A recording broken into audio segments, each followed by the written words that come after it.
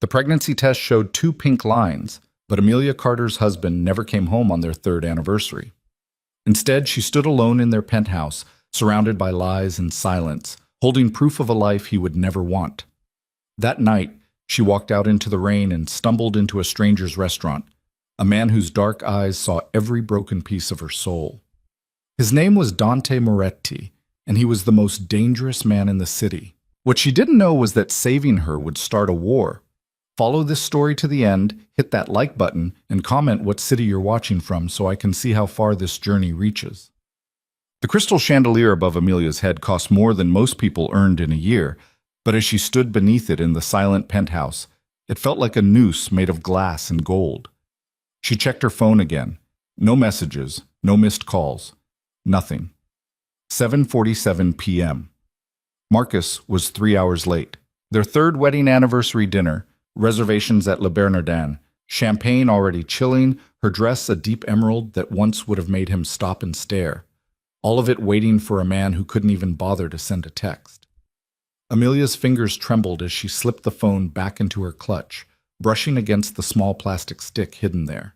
2 pink lines.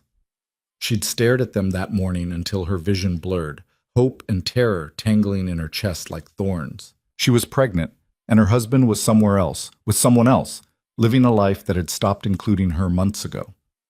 The penthouse stretched around her in cold, minimalist perfection, white marble floors, floor-to-ceiling windows overlooking the Brooklyn Bridge, furniture chosen by Marcus's decorator because Amelia's taste was too sentimental. She'd stopped arguing after the first year, stopped trying to make this sterile museum feel like home. She crossed to the window, her heels clicking against the stone, and pressed her forehead against the glass. Below, the city pulsed with light and life, couples walking hand in hand through streets glistening with evening rain. She watched them and felt like a ghost, present but not really there, existing in a space no one else could see. Her phone buzzed. Heart leaping, she grabbed it. Running late, don't wait up.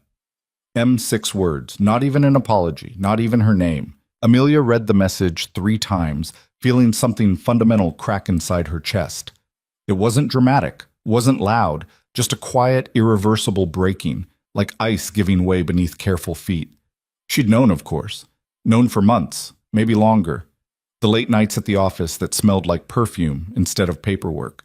The business trips that never quite added up. The way Marcus looked through her instead of at her. The way he touched her like an obligation. The way their bed had become a cold, silent ocean between 2 strangers. But knowing and accepting were different things entirely. Her phone buzzed again. Actually, staying in the city tonight. Budget meeting in the morning. The lie was so casual, it almost made her laugh. Budget meetings didn't require overnight stays. Budget meetings didn't leave lipstick on collar points or charge hotel rooms to personal credit cards. Cards Amelia still had access to, statements she'd stopped reading because the truth hurt more than the ignorance. She looked down at her engagement ring, the 3-carat diamond Marcus had chosen without her input, and felt nothing. 3 years ago, she'd thought this rock meant forever. Now it just felt heavy. The pregnancy test pressed against her through the thin fabric of her clutch, like a secret too big to carry alone. She needed to tell him, needed to sit him down and explain that everything was about to change, that they were going to be parents, that maybe, this could be the thing that brought them back to each other. But as she stood in their empty apartment, surrounded by everything money could buy and nothing love could build, Amelia knew the truth. Marcus wouldn't want this baby. He'd want her to handle it, to be reasonable, to understand that a child didn't fit into his 5-year plan any more than her feelings did. The thought made her physically ill.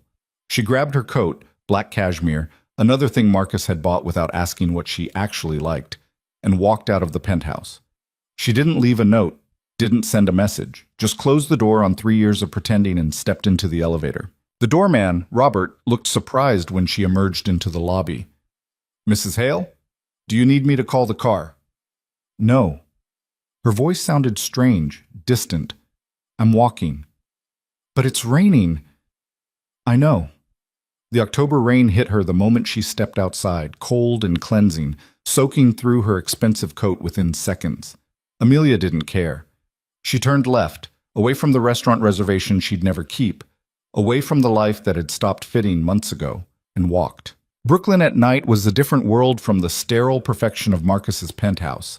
Here, people lived loudly, music spilling from open windows, arguments and laughter mixing with the sound of rain, the smell of cooking food and wet pavement and possibility. Amelia walked through it all like a sleepwalker, her designer heels splashing through puddles, mascara probably running down her face, the pregnancy test still pressed against her ribs like proof of everything she'd lost and everything she'd found. She didn't have a destination, didn't have a plan, just kept moving, kept breathing, kept existing in a world that suddenly felt too big and too small all at once. After 20 minutes, her feet were screaming and her dress was plastered to her skin. She looked up, trying to orient herself, and realized she'd wandered into a neighborhood she didn't recognize. Brownstones lined the quiet street, trees dripping with rain, a few restaurants glowing warm against the darkness. One caught her eye. Valentino's. The sign was elegant but understated, gold script on black, and through the large windows she could see white tablecloths, candles flickering, the kind of intimate atmosphere that made her chest ache with longing for something she'd never actually had with Marcus. She should keep walking, should go home, change into dry clothes, figure out what came next. Instead, Amelia pushed open the door. Warmth enveloped her immediately, along with the scent of garlic and wine and fresh bread. The restaurant was small, maybe 15 tables, half of them occupied by couples leaning close over their meals. Classical music played softly from hidden speakers. Everything was rich, warm, genuine, the opposite of every sterile, trendy place Marcus dragged her to for appearance's sake. Buonasera. The hostess was young, pretty, her smile faltering when she took in Amelia's rain-soaked state. "Do you have a reservation?" "No, Amelia's voice cracked. "I'm sorry, I shouldn't have—" "Sophia." The voice came from deeper in the restaurant, masculine and commanding, but somehow gentle. Amelia turned. The man walking toward them was probably in his mid-30s, tall and powerfully built, wearing a perfectly tailored black suit that somehow managed to look both elegant and dangerous. His dark hair was swept back, his jaw strong, his eyes the color of espresso. And those eyes were looking at her with an intensity that made her breath catch.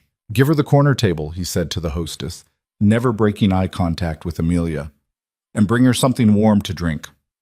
"Of course, Mr. Moretti." Amelia should have objected, should have explained she was fine, she was leaving, she'd made a mistake. But there was something about the way this stranger looked at her, not through her, like Marcus did, but at her, seeing her completely, that made her tongue stick to the roof of her mouth. "Come," he said. And it wasn't a command so much as an invitation. "You look like you've had the kind of night that requires excellent wine and no questions." He led her to a corner table, partially hidden by a decorative screen, private and intimate. Amelia sank into the chair like a puppet with cut strings, shivering despite the restaurant's warmth. "I'm Dante," the man said, taking the seat across from her without asking permission. "And you're running from something." It wasn't a question. Amelia's laugh came out bitter and broken. "That obvious?" "Only to someone who's done their share of running." He studied her with those dark, knowing eyes. "Though most people don't do it in Valentino heels and a dress that costs more than my first car."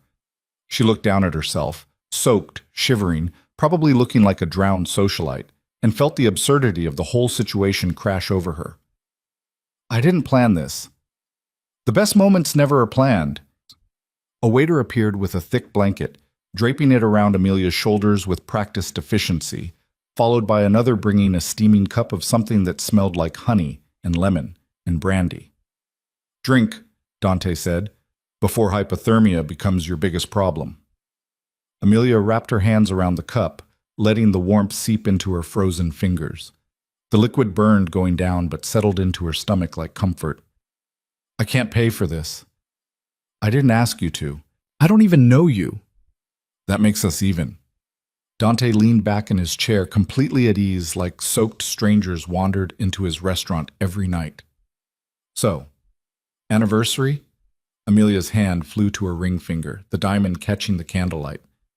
"How did you keep touching it like it's burning you, and you have that look people get when they realize the life they built isn't the one they wanted." His expression softened slightly. "I'm familiar with that look."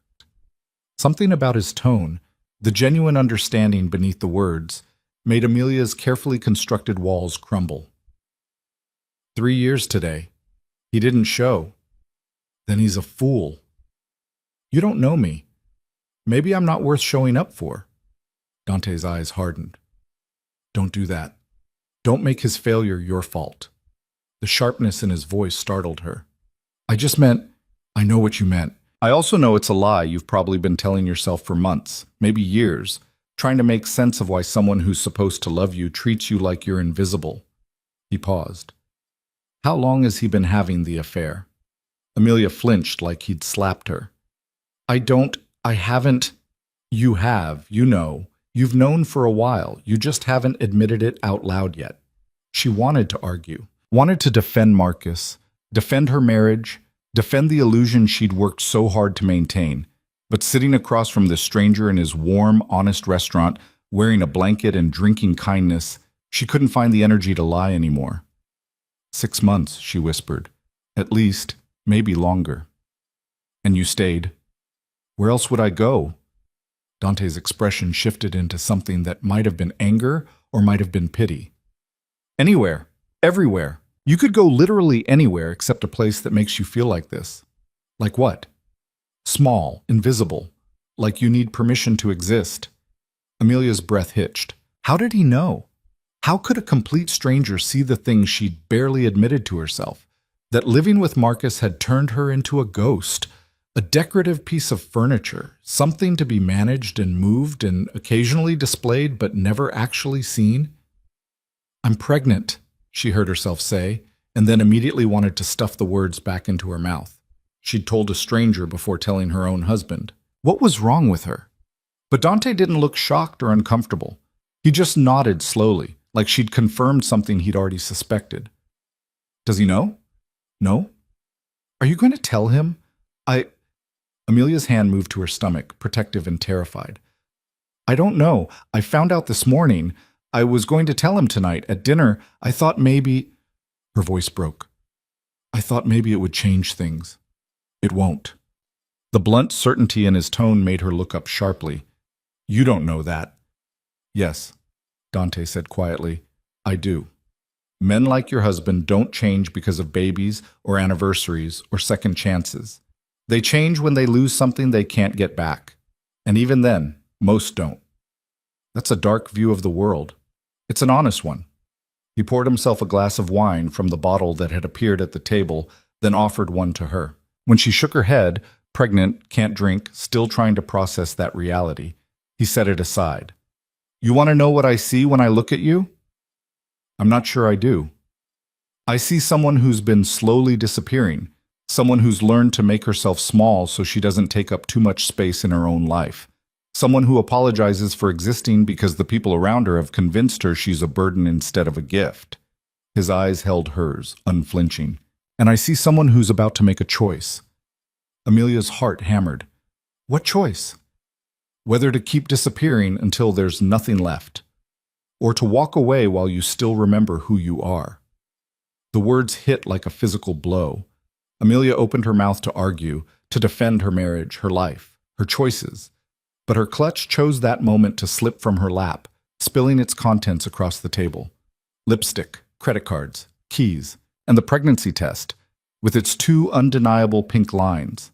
Dante's eyes dropped to it for a fraction of a second, before returning to her face. He didn't comment, didn't judge, just waited while Amelia scrambled to shove everything back into her bag, her face burning with embarrassment and something deeper, shame at being so completely seen. I should go, she managed, standing too quickly, the blanket falling from her shoulders. Thank you for the drink and the kindness, but I should... Here. Dante stood, pulling a business card from his jacket and holding it out to her. When you're ready to stop being invisible. Amelia stared at the card like it might bite her. Heavy stock, expensive, with just a phone number embossed in gold. No name, no title, just 10 digits and the weight of a choice she wasn't ready to make. I can't. You can. You just haven't decided if you want to. He pressed the card into her hand, his fingers warm against her frozen skin. Call that number when you're ready to fight for yourself instead of a marriage that died a long time ago. Or don't call. But stop pretending you don't have a choice, because you do. You've always had one. Amelia clutched the card, her vision blurring with tears she refused to let fall. Who are you? Dante smiled, but it was sad around the edges. Someone who knows what it's like to fail the people who needed me most. Someone who won't make that mistake again. Before she could respond, he stepped back, creating distance. Sophia will call you a car. Go home. Think about what you want your life to look like in a year, in 5 years, when your child asks why you stayed with someone who didn't see you. He paused. And then call me. Or don't. But make the choice yourself. Not because of fear, not because of obligation, because you deserve to exist loudly in your own life. Amelia left the restaurant in a daze, Dante's card burning a hole in her palm, his words echoing in her skull. The car ride back to the penthouse passed in a blur of streetlights and rain. Marcus still wasn't home when she arrived. She stood in the doorway of their bedroom, his bedroom, really. She'd stopped feeling ownership of anything in this apartment months ago, and looked at the life she'd built. Designer clothes in the closet, expensive skincare on the bathroom counter, a king-sized bed she slept in alone more nights than not. Evidence of success, proof of arrival, and absolutely none of it felt like hers. Her phone buzzed. Don't wait up tomorrow either. This might take a few days. M. Not even a full sentence.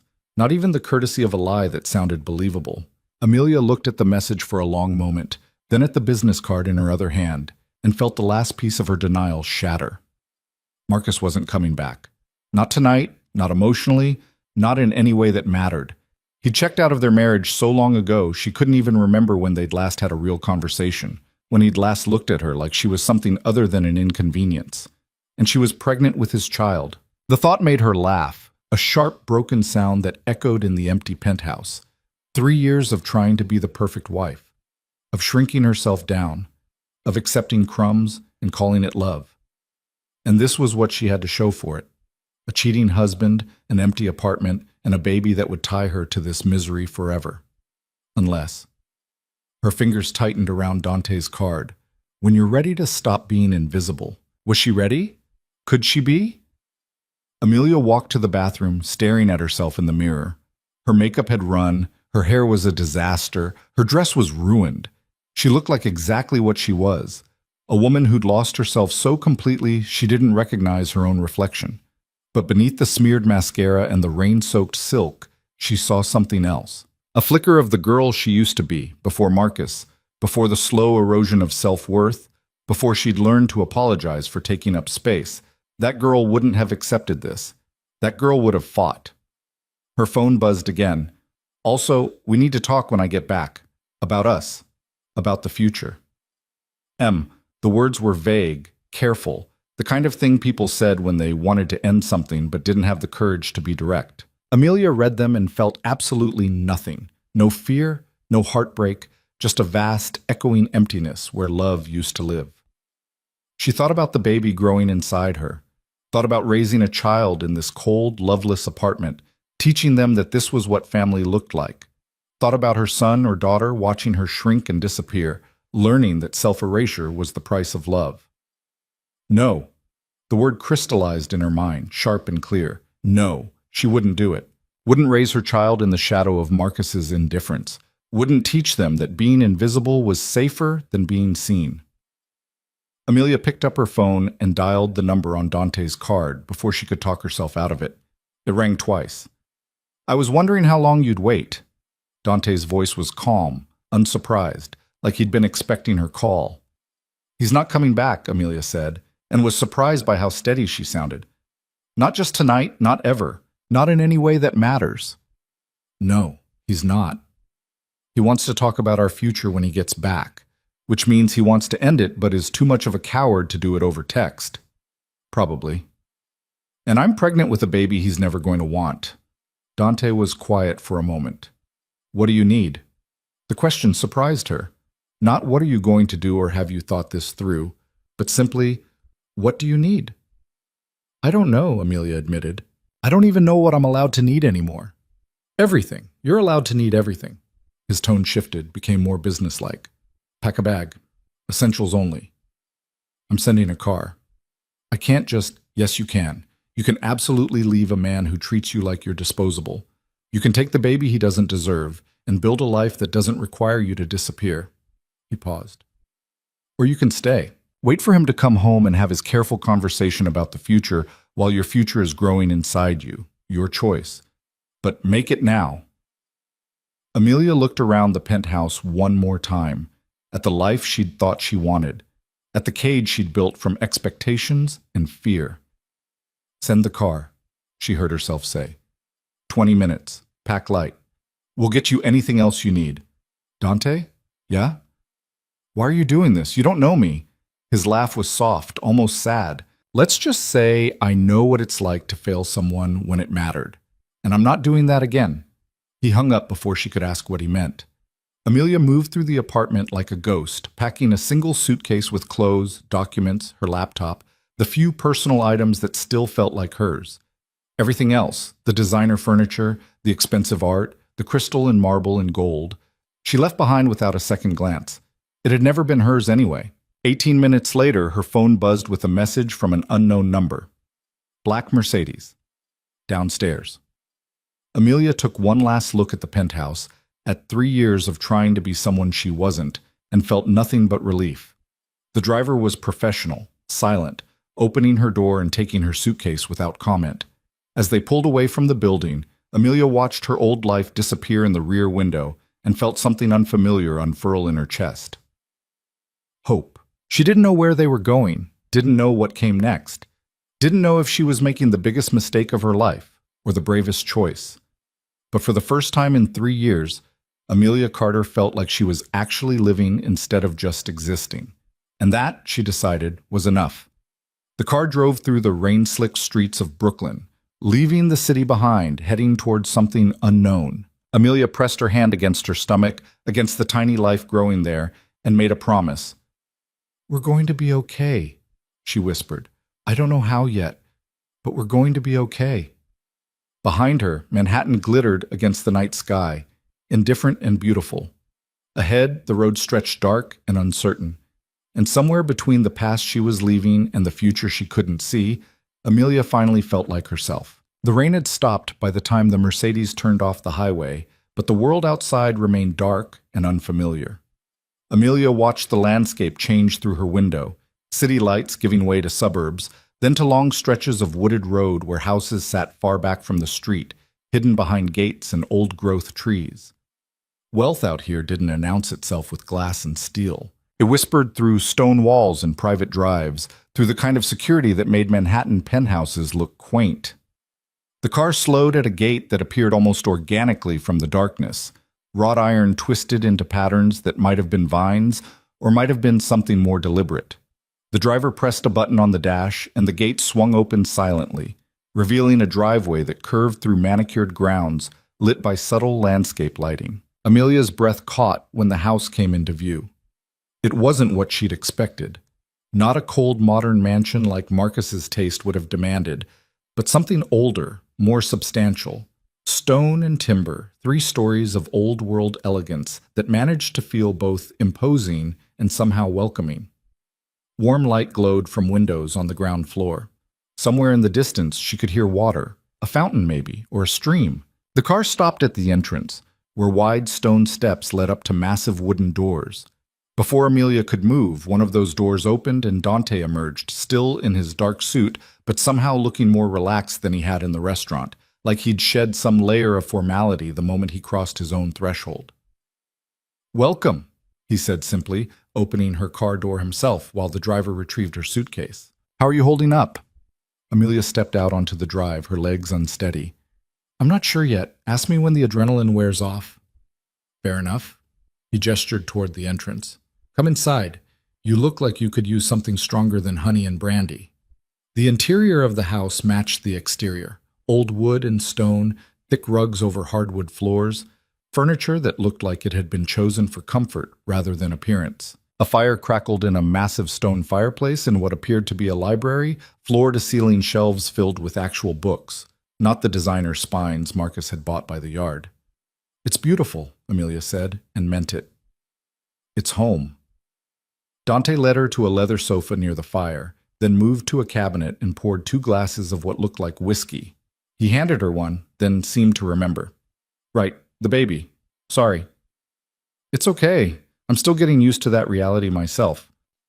Amelia set the glass aside untouched, curling into the corner of the sofa and pulling her damp coat tighter around her shoulders. Dante, I need to understand what's happening. Who are you? Why are you helping me? And what exactly did I just agree to by calling you? He settled into the chair across from her, his expression thoughtful. Fair questions. Which one do you want answered first? All of them, starting with why a restaurant owner has a house that looks like it belongs in a Mafia movie and sends Mercedes with professional drivers to pick up strangers in the middle of the night. A smile tugged at the corner of his mouth. You're more observant than you give yourself credit for. That's not an answer. No, it's not. Dante took a sip of his whiskey, considering her. The restaurant is real. I do own it, but it's not my primary occupation. What is? I handle problems for people, provide protection, security, resolution for situations that fall outside conventional channels. He held her gaze steadily. Some people call it organized crime. I prefer to think of it as providing services the legitimate world won't touch. Amelia should have been terrified, should have grabbed her suitcase and demanded he take her back to the city immediately. But after 3 years of Marcus's careful lies and corporate doublespeak, there was something almost refreshing about Dante's blunt honesty. So you're a criminal, she said. By some definitions, yes. And you brought me to your home because I saw someone who needed help, and I had the means to provide it. He leaned forward, elbows on his knees. And because 5 years ago, I failed someone in a situation very similar to yours. I'm not making that mistake again. The pain in his voice was real, unmistakable. Amelia found herself leaning forward too. What happened? Dante was quiet for a long moment, staring into his glass. When he spoke, his voice was carefully controlled. Her name was Isabella. We were going to be married, but her family, old money, legitimate business, the kind of people who think someone like me is beneath contempt. They didn't approve. When she got pregnant, they gave her an ultimatum, the baby or them. Her inheritance, her family, everything she'd ever known. He paused. She chose them, ended the pregnancy, married someone they approved of within 6 months. I'm sorry, Amelia said softly. I'm not telling you this for sympathy. I'm telling you so you understand why I made the offer I did. His dark eyes met hers. I should have fought harder, should have protected her, given her options, made her see that their approval wasn't worth more than her own happiness or the life we'd created. Instead, I let her make the choice alone, and she chose the cage she knew over the freedom she was afraid of. That wasn't your fault, wasn't it? I had resources, power, the ability to give her a different life, but I was too focused on playing by rules that were rigged against us from the start. He set his glass down with deliberate care.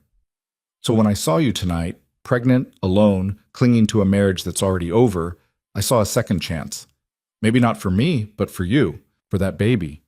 A chance to choose differently than Isabella did. Amelia felt tears prick her eyes. You don't even know me. I know enough. I know you're stronger than you think.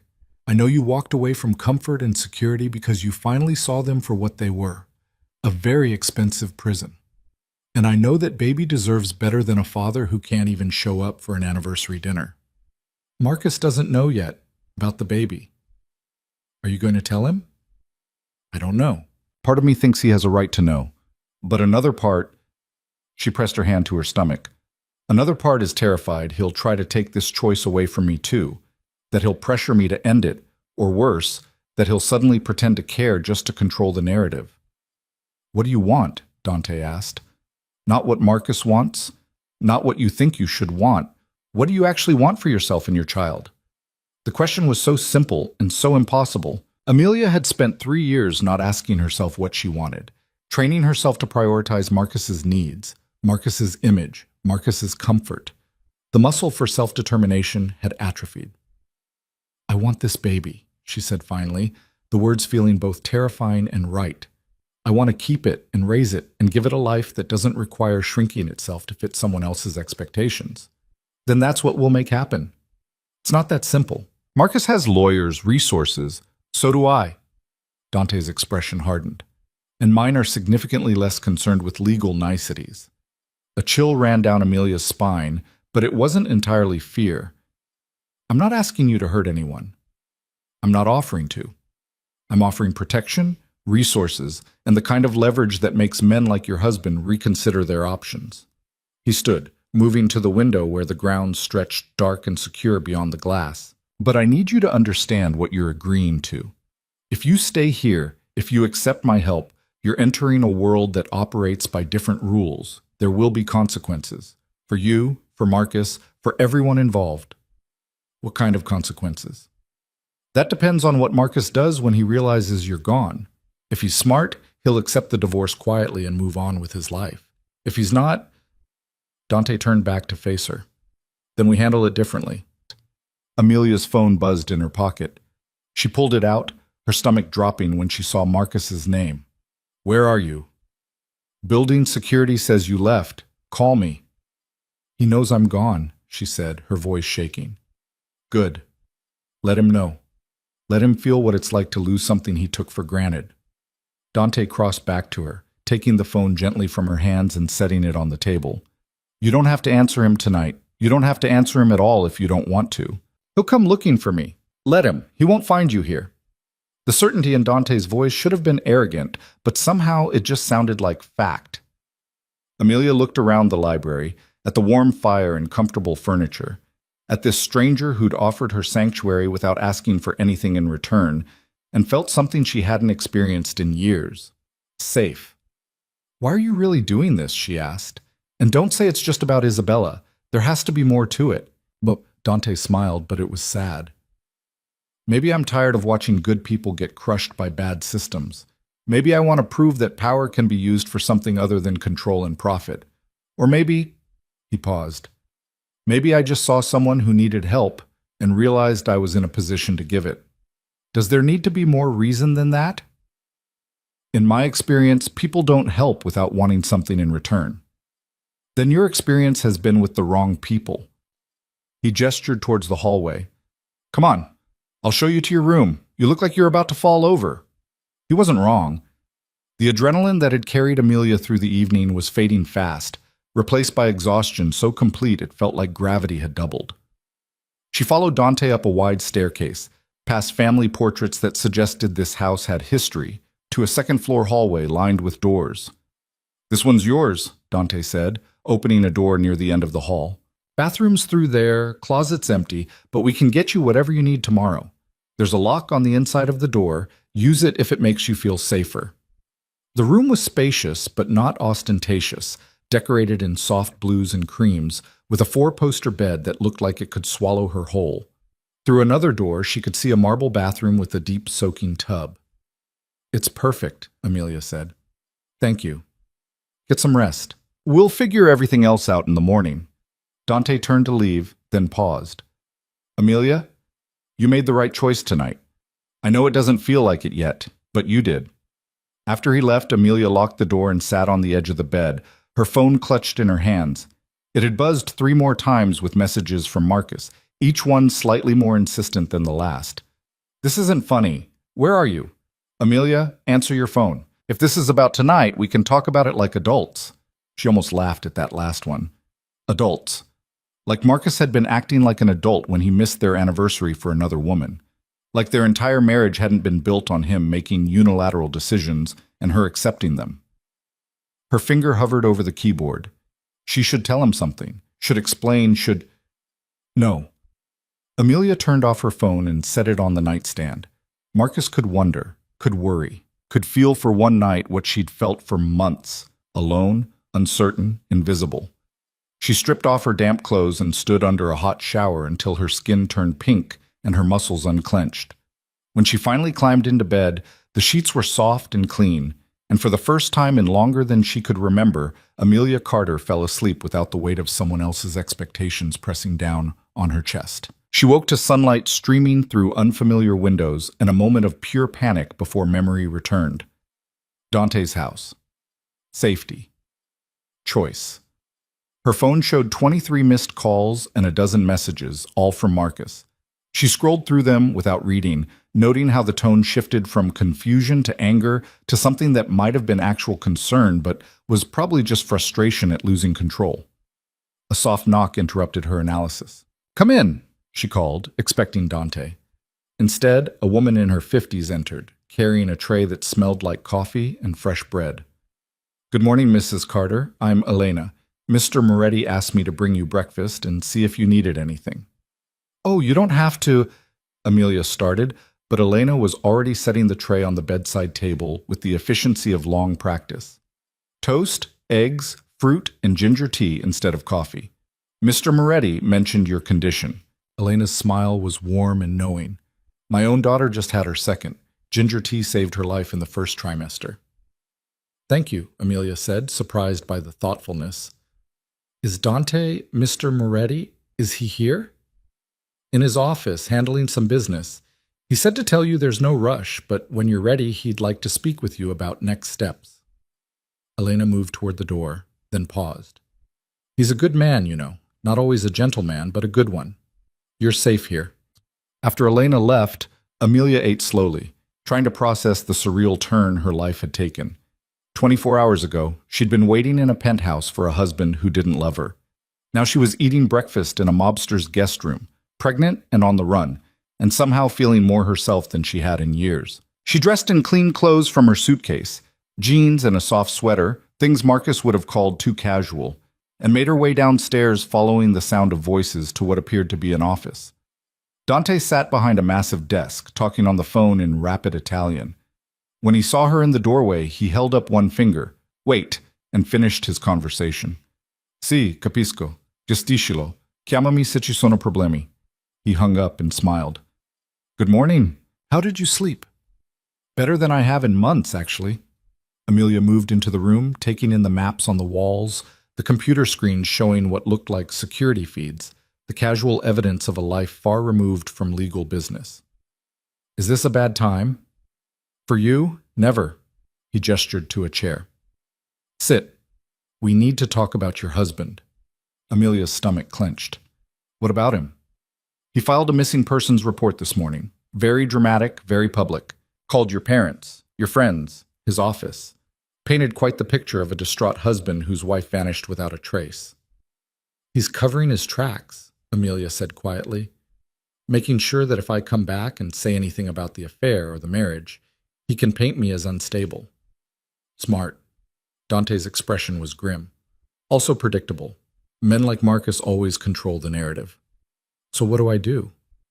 "You beat him to it. You file for divorce today, cite irreconcilable differences, and make it clear you left of your own free will." He slid a folder across the desk. "I took the liberty of having my lawyer draw up preliminary papers. You don't have to use them, but time matters here." Amelia opened the folder with shaking hands. The documents were thorough, professional, terrifyingly real. "This is moving so fast." "It has to. Every hour you wait is another hour Marcus builds his version of events." But Dante's tone gentled. "I'm not trying to pressure you. If you want to go back, talk to him, try to work things out." "No." The word came out sharp and certain. "No, I don't want that. I need to understand what I'm walking into." "A fight. Marcus won't let you go quietly, not when there's money and reputation at stake. He'll use lawyers, investigators, probably try to paint you as an unfit mother." Dante paused. "But here's what he doesn't know. I've already started looking into his business dealings, and your husband has been very, very careless." Something in his tone made Amelia look up sharply. "What did you find?" "Evidence that suggests Marcus and his father have been engaged in some creative accounting, money moving through shell companies, investments that don't quite add up, transactions that smell like money laundering." Dante's smile was cold. "Nothing proven yet, but enough to make things very uncomfortable if the right people started asking questions." "You're going to blackmail him." "I'm going to provide you with leverage. What you do with it is your choice." Amelia stared at the divorce papers, her mind racing. "If I do this, if I file and fight and use whatever you found, Marcus will come after me with everything he has." "Yes. He'll try to destroy me, my reputation, my credibility, everything." "Probably. And you think you can protect me from that?" Dante's expression hardened. "I don't think. I know. Marcus Hale is a small man playing at power in a world he doesn't understand. He's used to winning because he's never faced real opposition. But I've been dealing with men far more dangerous than him since before he learned to tie a tie. He leaned forward. I'm not saying this will be easy. I'm saying you won't face it alone. A phone buzzed. Amelia's, still in her pocket. She pulled it out and saw Marcus's name again. I know you're upset. I know I screwed up. Please, just come home so we can talk. Whatever's wrong, we can fix it. She showed the message to Dante, who read it with disgust. Too little, too late. And notice he's not apologizing for the affair, just for screwing up like he forgot to pick up milk. Should I respond? Only if you want to. But if you do, be clear and final. Don't give him hope that you're coming back because that just prolongs the fight. Amelia's fingers moved over the keyboard, deleting and retyping, searching for words that were true and strong and hers. I'm not coming back. I've been unhappy for a long time, and I think you have too. You'll be hearing from my lawyer. Don't contact me again. She hit send before she could second-guess herself. Marcus's response came within seconds. What lawyer? Amelia, don't do something stupid. Think about what you're throwing away. Dante read over her shoulder and laughed, but there was no humor in it. What you're throwing away, not what you're gaining, not what you deserve, just what he's losing. He's going to fight this, Amelia said, her hands shaking. Let him. You've got something he doesn't. What's that? The truth. And me. Dante stood, walking around the desk to face her. Sign the papers. Let my lawyer file them today. And then we start building your new life. One where you don't have to ask permission to exist. Amelia looked at the divorce papers again, at the line waiting for her signature. 3 years of marriage ending with a pen stroke. It should have felt monumental, devastating, impossible. Instead, it felt like release. She signed her name in clear, steady letters. Good, Dante said quietly. Now the real work begins. Over the next 2 days, Amelia learned what it meant to have Dante Moretti's resources behind her. Lawyers appeared and disappeared, building an airtight case for divorce and preparing defenses for every attack Marcus might launch. A doctor, discreet, professional, highly recommended, came to the house to confirm her pregnancy and establish prenatal care. New clothes appeared in her closet, toiletries in her bathroom, everything she might need without having to ask. And through it all, Dante was there. Not hovering, not controlling, just present. They ate meals together, talking about everything and nothing. She learned he'd inherited his father's business at 25 and spent the next decade consolidating power and eliminating rivals who thought youth meant weakness. He learned she'd wanted to be a teacher before Marcus convinced her that finance was more practical, more profitable, more worthy of her intelligence. You could still teach, Dante said one evening over dinner, with a criminal record for associating with known felons? Amelia smiled, but it was bitter. Marcus will make sure everyone knows where I've been staying. Then teach adults. Tutor kids whose parents don't care about credentials, or don't teach at all. You have options, Amelia. You've always had options. Marcus just made you forget that. On the third day, Marcus's lawyer contacted hers with a counteroffer that made her blood boil. He wanted the divorce, apparently, probably eager to marry his mistress without the messiness of abandonment, but on his terms. Minimal spousal support, no claim to his assets, and most importantly, a non-disclosure agreement preventing her from discussing their marriage publicly. He's trying to buy your silence, Dante said, reading the proposal with cold fury. Wants to make sure you can't tell anyone why the marriage ended. What should I do? Reject it. Make a counteroffer that's fair. You were married 3 years. You're entitled to something, but include a clause about the baby. Amelia's hand moved to her stomach. What kind of clause? Sole custody, no visitation rights unless you agree, no claim to the child unless he acknowledges paternity willingly and agrees to actual co-parenting responsibilities. Dante's eyes were hard. Make him choose between walking away clean or being a father. My guess is he'll choose clean. That's cold. That's protection. Would you rather share custody with a man who didn't want the baby in the first place, subject your child to weekends with a father who sees them as an obligation? He was right. And Amelia hated that he was right. But she also knew Marcus well enough to know that fatherhood held no appeal for him. Children were messy, demanding, image-disrupting. He'd choose freedom over responsibility every time. Her lawyer sent the counteroffer that afternoon. Marcus's response came within an hour, and it wasn't through lawyers. He showed up at the gate. Amelia was in the library when Elena appeared, looking worried. "Mrs. Carter, your husband is at the entrance. He's demanding to see you."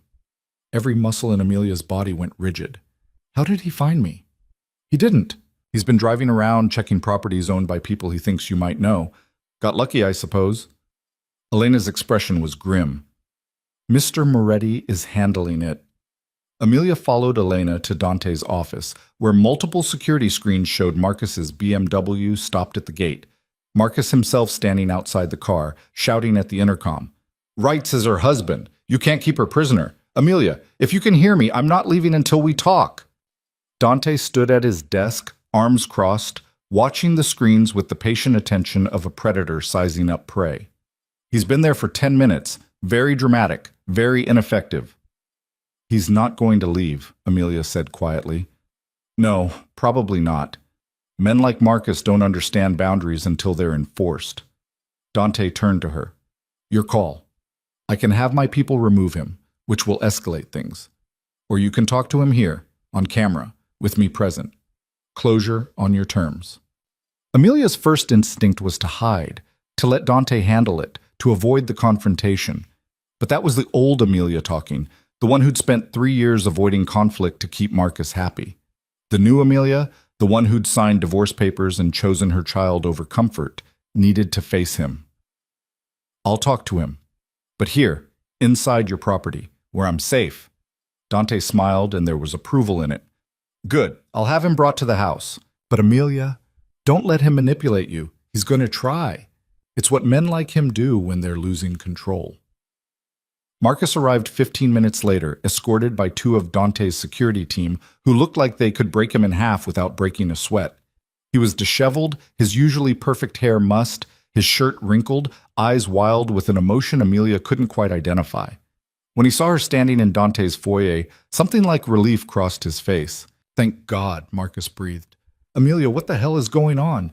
You disappear, you send divorce papers, you're living with some—" His eyes landed on Dante, who stood slightly behind and to the left of Amelia, a silent presence. "Who the hell are you?" "Someone who helps people your wife when they need it," Dante said calmly. "And you're in my home, so I'd suggest you watch your tone." Marcus's face flushed. "This is insane. Amelia, come home. Whatever I did, whatever you think I did, we can work it out." "You missed our anniversary to be with another woman," Amelia said, and was proud of how steady her voice was. "You've been having an affair for at least 6 months, probably longer. You've made me feel invisible in my own marriage. And when I tried to tell you I was pregnant, you're what?" Marcus's face went white. "Pregnant. 3 months. I was going to tell you on our anniversary, but you weren't there." She watched him process this, saw the calculations happening behind his eyes, and felt nothing but cold clarity. "But it doesn't matter now. I'm filing for divorce. I don't want your money. I don't want your name.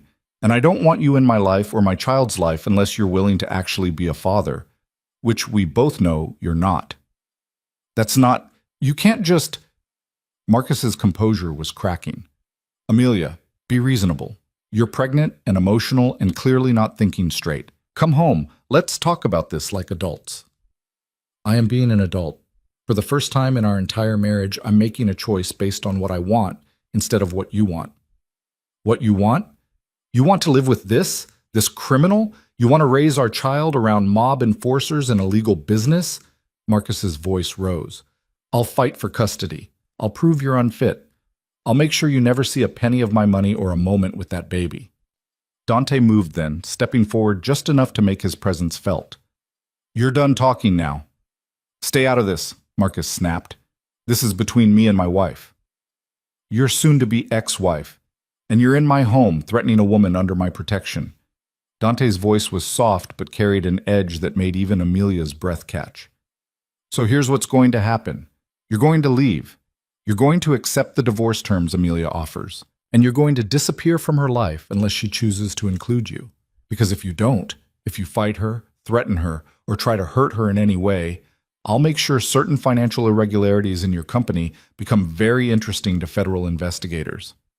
Marcus's face went from red to ashen. You're blackmailing me. I'm providing context. What you do with that information is your choice. Dante smiled, and it was terrifying. But I'd choose carefully. Amelia's offering you a clean exit. Take it. For a long moment, Marcus just stared at both of them, and Amelia could see the exact second he realized he'd lost. His shoulders sagged, the fight draining out of him. You'll regret this, he said to Amelia, but it sounded hollow. You're throwing away everything for what? A fantasy? For myself, Amelia said quietly. For my child. For a life where I don't have to disappear to make you comfortable. Marcus looked like he wanted to argue, but Dante's security team was still standing in the doorway, and the mathematics of the situation were clear. He was outnumbered, outmaneuvered, and out of options. Fine, he said finally. I'll sign your papers, but don't come crawling back when reality sets in. He left without another word, escorted out by security, who made sure he got in his car and drove away. Amelia watched through the window until his BMW disappeared down the drive, and only then did she realize she was shaking. You did well, Dante said softly. That took courage. I don't feel very courageous. Courage isn't not being afraid. It's being terrified and doing the thing anyway. He guided her back to the library, poured her water, waited while she collected herself. He's going to sign the papers. Men like Marcus always fold when they realize the cost of fighting is higher than the cost of walking away. What if he doesn't? Then we move to plan B. Which is?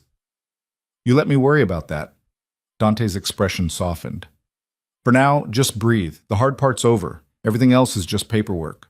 But as Amelia sat in Dante's library, her hand pressed against the barely there swell of her stomach where her child grew, she knew the hard part was just beginning. She'd left one life, but hadn't yet built another. She was pregnant, alone except for the protection of a man she barely knew, facing an uncertain future with nothing but hope and determination. 3 days later, Marcus's lawyer confirmed he'd accepted the divorce terms. 2 weeks after that, the papers were filed and the marriage was legally over. Amelia Carter was free, and absolutely terrified of what came next. Freedom, Amelia discovered, was harder than captivity. At least in her marriage to Marcus, she'd known the rules, understood the boundaries, could navigate the careful choreography of being invisible. Now, standing in Dante's guest room 3 weeks after signing divorce papers, she had no script, no map, no clear sense of what came next. She was 4 months pregnant, legally single, living in a mobster's estate, and had just received an email from her mother that made her stomach turn. Amelia, whatever you think you're doing, stop. Marcus's mother called me yesterday. She's devastated. Do you have any idea what kind of scandal this is causing? People are asking questions. Your father's colleagues are gossiping. You need to come home, apologize, and fix this before you destroy both families' reputations. This is not who we raised you to be, not who they raised her to be. The daughter who followed rules, married well, made everyone proud. The perfect daughter who never questioned, never challenged, never chose herself over appearances.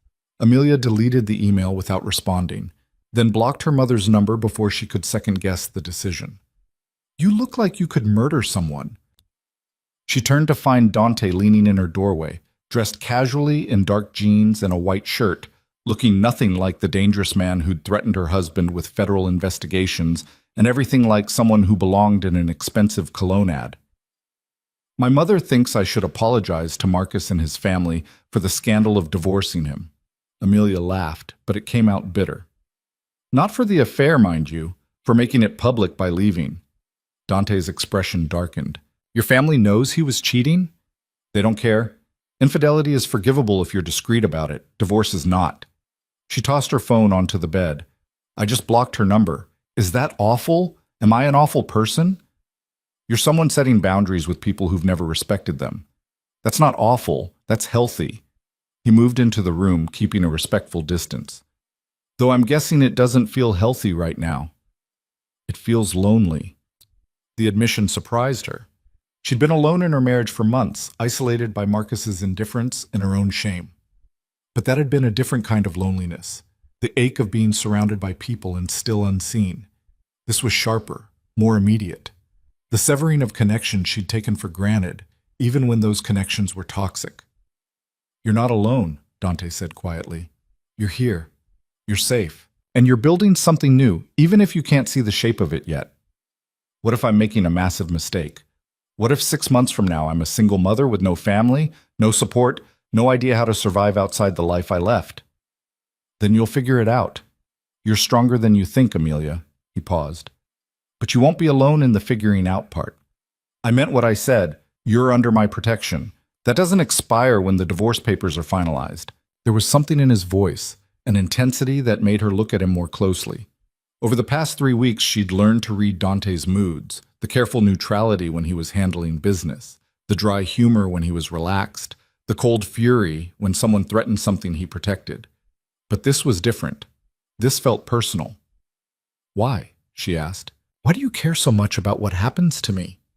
Dante was quiet for a long moment, and Amelia thought he might deflect the question like he had before. But then he crossed to the window, looking out over the grounds. Because you remind me of Isabella, he said finally. Not in looks or personality, but in situation. Pregnant, pressured, caught between what you want and what everyone else expects of you. And because I failed her, let her make the choice alone. Let her family convince her that ending the pregnancy was the only option. Let her walk away from me because I didn't fight hard enough to show her there was another path. He turned back to face her. I can't undo that. Can't go back and be the man she needed me to be. But I can be that man for you. Can make sure you know you have options, support, protection. Everything I should have given her. The raw honesty in his voice made Amelia's throat tight. I'm not your second chance at saving her. No, you're not. You're your own person, fighting your own battle. But maybe helping you helps me live with my regrets a little easier. He smiled, but it was sad around the edges. Is that selfish? It's human. Amelia moved closer to the window, standing beside him. What happened to her, to Isabella? She married the man her family chose, had 2 children, lives in Connecticut in a house that costs more than most people make in a lifetime. His jaw tightened.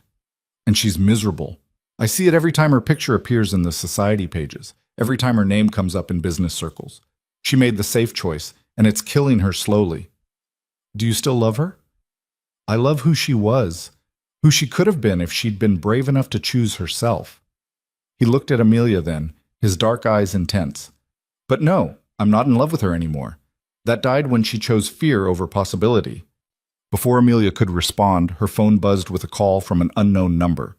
She almost ignored it, but something made her answer. Mrs. Hale? This is Detective Sarah Chen with the Financial Crimes Division. I'd like to ask you a few questions about your husband's business dealings. Amelia's blood went cold. My ex-husband. The divorce was finalized last week. Right, my apologies. Ms. Carter, then, are you available to come in for a conversation? It's regarding some irregularities we've discovered in the accounting practices at Hale and Associates. She looked at Dante, who'd gone very still. What kind of irregularities? I'd prefer to discuss that in person. This is a voluntary interview at this stage, but your cooperation would be appreciated. Detective Chen's tone was professional, but firm. Would tomorrow at 2 work for you? Yes. I'll be there. After she hung up, the silence in the room was deafening. They're investigating Marcus, Amelia said, her voice shaking. The Financial Crimes Unit. They want to talk to me. Dante's expression was unreadable. What are you going to tell them? The truth. That I didn't know anything about his business, that we barely spoke about his work, that I signed tax returns without reading them because he said it was handled. She looked at him sharply. Is this because of what you found? Did you tip them off? No, but I'm not surprised they're looking. Men like Marcus get careless when they think they're untouchable. Eventually, someone notices. He moved toward the door. I'll have my lawyer meet you there tomorrow. Don't go alone.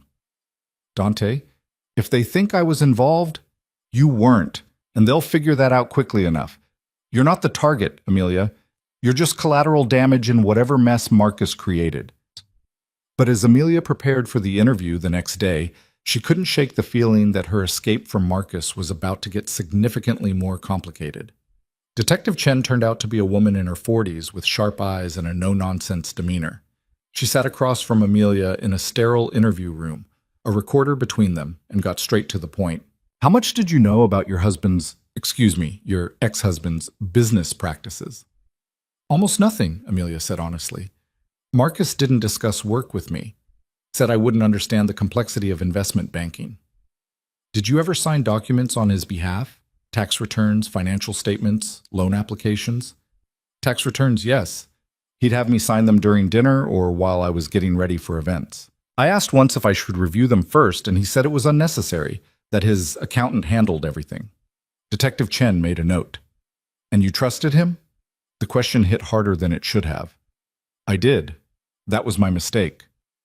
Ms. Carter, we have evidence suggesting that Hale and Associates has been moving money through shell companies, falsifying investment returns, and potentially laundering funds for clients engaged in illegal activities. Chen leaned forward. Your name appears on several documents, not as a signatory, but as a beneficiary on accounts we believe were used to hide assets. Amelia felt like the floor had dropped away. I don't have any accounts except the joint checking Marcus and I shared, and a small savings account from before we married. These are offshore accounts, the Caymans specifically, established in your name approximately 18 months ago. That's impossible. I never signed anything, never even knew those accounts existed. We believe your husband opened them using your personal information. Essentially, he was using your identity without your knowledge or consent. Chen's expression softened slightly. You're not under investigation, Ms. Carter, but we need your cooperation to build our case against your ex-husband and his father.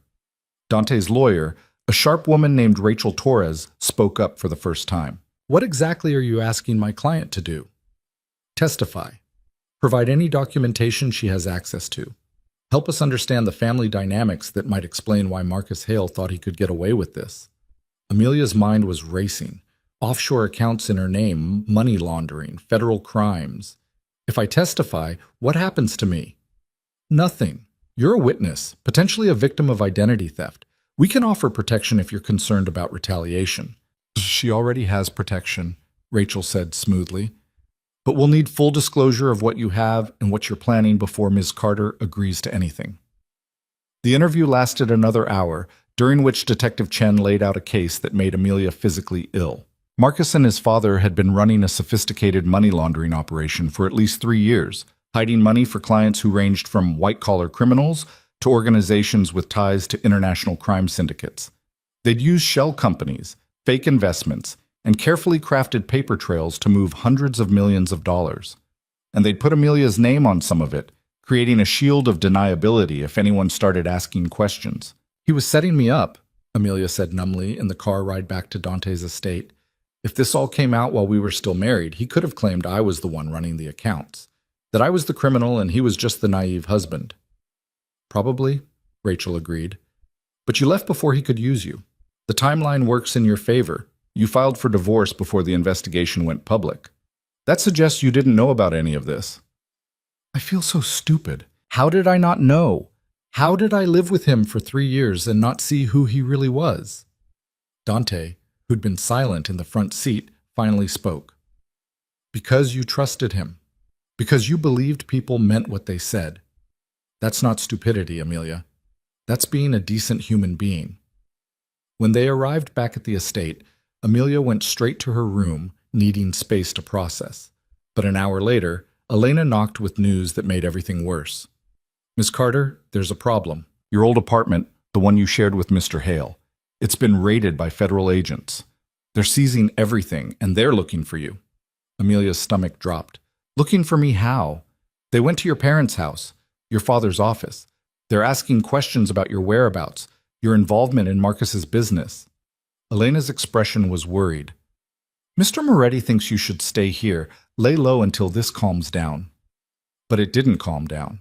Over the next week, the story exploded across every news outlet. Marcus Hale and his father arrested for fraud, money laundering, conspiracy. Assets frozen, clients fleeing, the entire Hale empire collapsing overnight.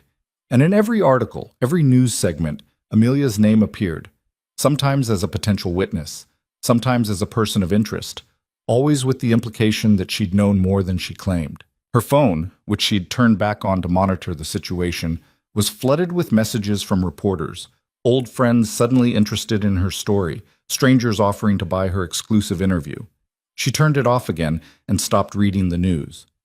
They're going to destroy me, she said to Dante one night over dinner, her appetite gone despite Elena's excellent cooking. Even if I'm cleared, even if I testify and help them build their case, everyone will always wonder if I knew, if I was complicit. Let them wonder. You know the truth. That doesn't matter. Perception becomes reality. I'll never be able to work in finance again, never be able to use my degree, never... Her voice broke. I'm going to be a single mother with no career, no family support, living off the charity of a man I barely know. This is insane. Dante set down his fork with deliberate care. First, you're not living off charity. You're under my protection, which is different.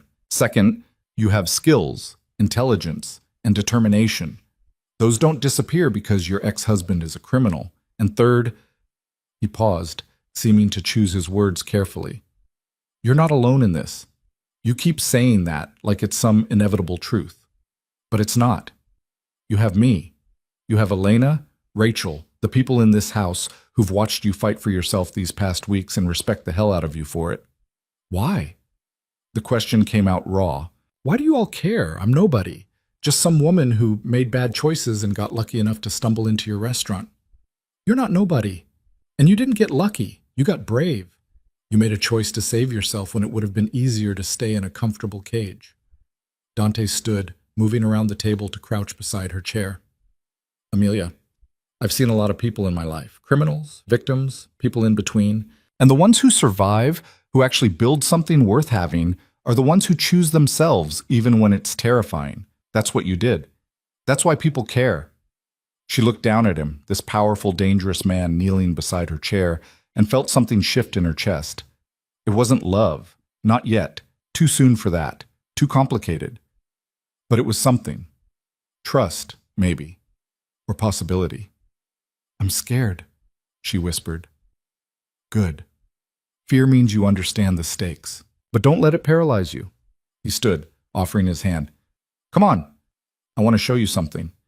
He led her through the house to a room she hadn't entered before, unlocking it with a key from his pocket. Inside was an office, smaller than his main workspace, with a desk facing windows that overlooked the garden. This was going to be Isabella's, Dante said quietly. I built it for her, thinking she'd want space to work on her photography. She never used it. He turned to Amelia. It's yours now, if you want it. A space to figure out what comes next. To build whatever life you want, away from Marcus, away from your family's expectations, away from everyone's opinions about who you should be. Amelia walked to the desk, running her fingers over the smooth wood. I don't know what I want to build. Then figure it out. You have time. He moved toward the door. And Amelia, whatever you decide, whatever you want to become, I'll support it. Not because I'm trying to save you, but because I believe you're worth saving yourself. After he left, Amelia sat at the desk for a long time, looking out at the garden where spring was beginning to assert itself. Flowers pushing through soil, trees budding, the world renewing itself whether anyone was ready or not. She placed her hand on her stomach, feeling the small swell that was becoming harder to hide. In 3 months, maybe less, she'd be a mother. And she had no idea who that person would be, what kind of life she could offer this child, what kind of world she was bringing them into. But for the first time since leaving Marcus, she felt something other than fear. She felt possibility. The next morning, Amelia called Detective Chen and agreed to full cooperation. She'd testify, provide whatever they needed, help them build an airtight case against Marcus and his father. Not for revenge, though that was a sweet side benefit, but because it was the right thing to do. There's something else, Detective Chen said during their follow-up meeting. We've received threats against you. Anonymous calls suggesting you should refuse to cooperate, implying there could be consequences if you testify. Amelia's blood ran cold. What kind of consequences? The vague kind. It would be unfortunate if something happened to you or your baby. That sort of thing. Wait, Chen's expression was grim. We take these seriously. We can offer witness protection if needed. No. Amelia's voice was steady despite her racing heart. I'm not running again. I'm not hiding because someone wants to scare me into silence. Miss Carter, these threats could be legitimate. Marcus Hale was laundering money for some very dangerous people. If they think you can expose them, I have protection, Amelia said, thinking of Dante's estate, his security team, the weight of his promise. Better protection than witness protection could offer. Chen looked skeptical but didn't push. Just be careful. And if anything happens, anything at all, you call me immediately. When Amelia returned to the estate, she found Dante in his office, surrounded by computer screens and talking rapid-fire Italian into his phone. He held up a finger, wait, and finished the conversation before turning to her. The detective told you about the threats, he said. It wasn't a question. How did you... Because I've already traced 2 of the calls. They came from burner phones registered to associates of the Volkov organization, Russians who were using Marcus to clean their money. His expression was granite. They're not happy about the investigation. Should I be worried? Normally, yes, but they don't know you're here, and they're not going to find out. I've already put additional security in place. No one gets within a mile of this property without us knowing. He paused. But Amelia, this changes things. These aren't idle threats. The Volkovs don't make empty gestures. What are you saying? I'm saying that testifying against Marcus just became significantly more dangerous. Not just for you, but for your baby. He crossed to her, his face serious. I can protect you. We'll protect you. But you need to understand what you're walking into. A war, Amelia said quietly, remembering his words from weeks ago. Yes, a war between federal investigators, the Hale family, and Russian criminals who don't want their money trail exposed. And you're right in the middle of it. So what do I do? Refuse to testify? Let Marcus and his father get away with it? Let the people who threatened my baby walk free? No. You let me handle those Volkovs while you focus on the testimony. Dante's voice was cold, controlled fury. They made a mistake when they threatened you. They don't know who's protecting you, don't understand what they've just started, and by the time they figure it out, it'll be too late. You're going to go after them. I'm going to make it very clear that you're untouchable, that threatening you has consequences they won't survive. He saw her expression, and his tone softened slightly. This is what I do, Amelia. This is the world I live in. The question is whether you can live in it too. She thought about that over the next few days as Dante's people moved through the estate like shadows, as additional security cameras appeared, as she heard him on the phone speaking in languages she didn't understand about things she could only guess at. This was the reality of accepting his protection, not just safe walls and comfortable rooms, but violence simmering beneath the surface, power wielded in ways that existed outside law and conscience. 2 weeks later, the threats stopped. Amelia didn't ask what Dante had done. Didn't want to know the details of how he'd convinced the Volkovs that she wasn't worth pursuing. But the way his knuckles were bruised when he came to dinner one night, the way certain names stopped appearing in his phone calls, told her enough. It's handled, was all he said. You can focus on the testimony without looking over your shoulder. And she did. Spent hours with prosecutors, going through documents, explaining timelines, building a case that would put Marcus and his father away for decades. It was exhausting, emotionally draining, forcing her to relive 3 years of willful blindness and examine every moment she'd chosen to trust instead of question. But it was also empowering. For the first time, Amelia wasn't invisible, wasn't background decoration in someone else's story. She was the key witness, the voice that would bring down an empire built on lies and greed. Marcus tried to contact her once through his lawyer, offering a deal. Drop the testimony and he'd make sure she was taken care of financially, ensure the baby never wanted for anything, keep her name out of all future proceedings. He wants to buy your silence again, Rachel said when she presented the offer. New package, same manipulation. Amelia read the proposal once, then shredded it. Tell him no. Tell him I'll see him in court. The preliminary hearing was set for early June. By then, Amelia would be 7 months pregnant, visibly showing, undeniably vulnerable. The optics would work in her favor. The wronged wife, the innocent victim, the mother-to-be standing up to powerful men who'd used her. But as the date approached, Amelia found herself thinking less about the trial and more about what came after. She'd been living in Dante's home for 3 months, had settled into routines, learned the rhythms of his household, found herself looking forward to their evening conversations more than she wanted to admit. He was different than she'd expected. Yes, he was dangerous. She'd seen enough to know the violence he was capable of, the power he wielded without hesitation. But he was also thoughtful, funny in a dry way that caught her off guard, genuinely interested in her opinions about everything from politics to the book she'd started reading again. And he was good with the idea of the baby. Asked about appointments, made sure she had everything she needed, even started reading parenting books when he thought she wasn't looking. "You're going to be a good mother," he said one evening, watching her struggle to reach a book on a high shelf, her growing belly making the stretch awkward. "How do you know?" She accepted his help retrieving the book. "Because you're already fighting for this kid before they're even born. Because you chose them over comfort and safety. Because you're brave enough to build a life from scratch rather than raise them in a beautiful cage." He paused. "That's what good mothers do." "What about good fathers?" The question slipped out before she could stop it. Dante was quiet for a moment. "I think good fathers show up. Protect. Provide not just money, but presence. Teach their children that strength isn't about power over others, but about using what you have to protect the people who matter." He looked at her then, something vulnerable in his eyes. "I think good fathers choose their children over everything else." "Your father didn't," Amelia guessed. "My father taught me that family is a business and love is a weakness. He was very successful and very alone when he died." Dante's jaw tightened. "I won't make his mistakes." "You're not planning to have children," Amelia said, though it came out like a question. "I wasn't. Didn't see how I could bring a child into this world, this life. Didn't trust myself not to repeat the patterns." He smiled, but it was sad. "But watching you prepare for this baby, seeing how you're willing to fight for them, it makes me think maybe I was wrong. Maybe it's possible to be both who I am and someone who could be a good father." The words hung between them, heavy with implication.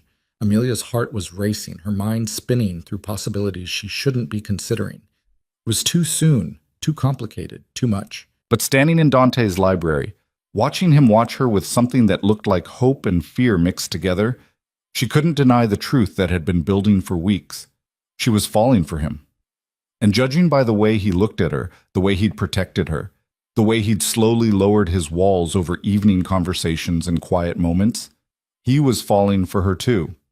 The question was what they were going to do about it. The awareness of her feelings should have made things awkward between them, but somehow it didn't. If anything, the unspoken truth created a kind of charged intimacy that colored every interaction.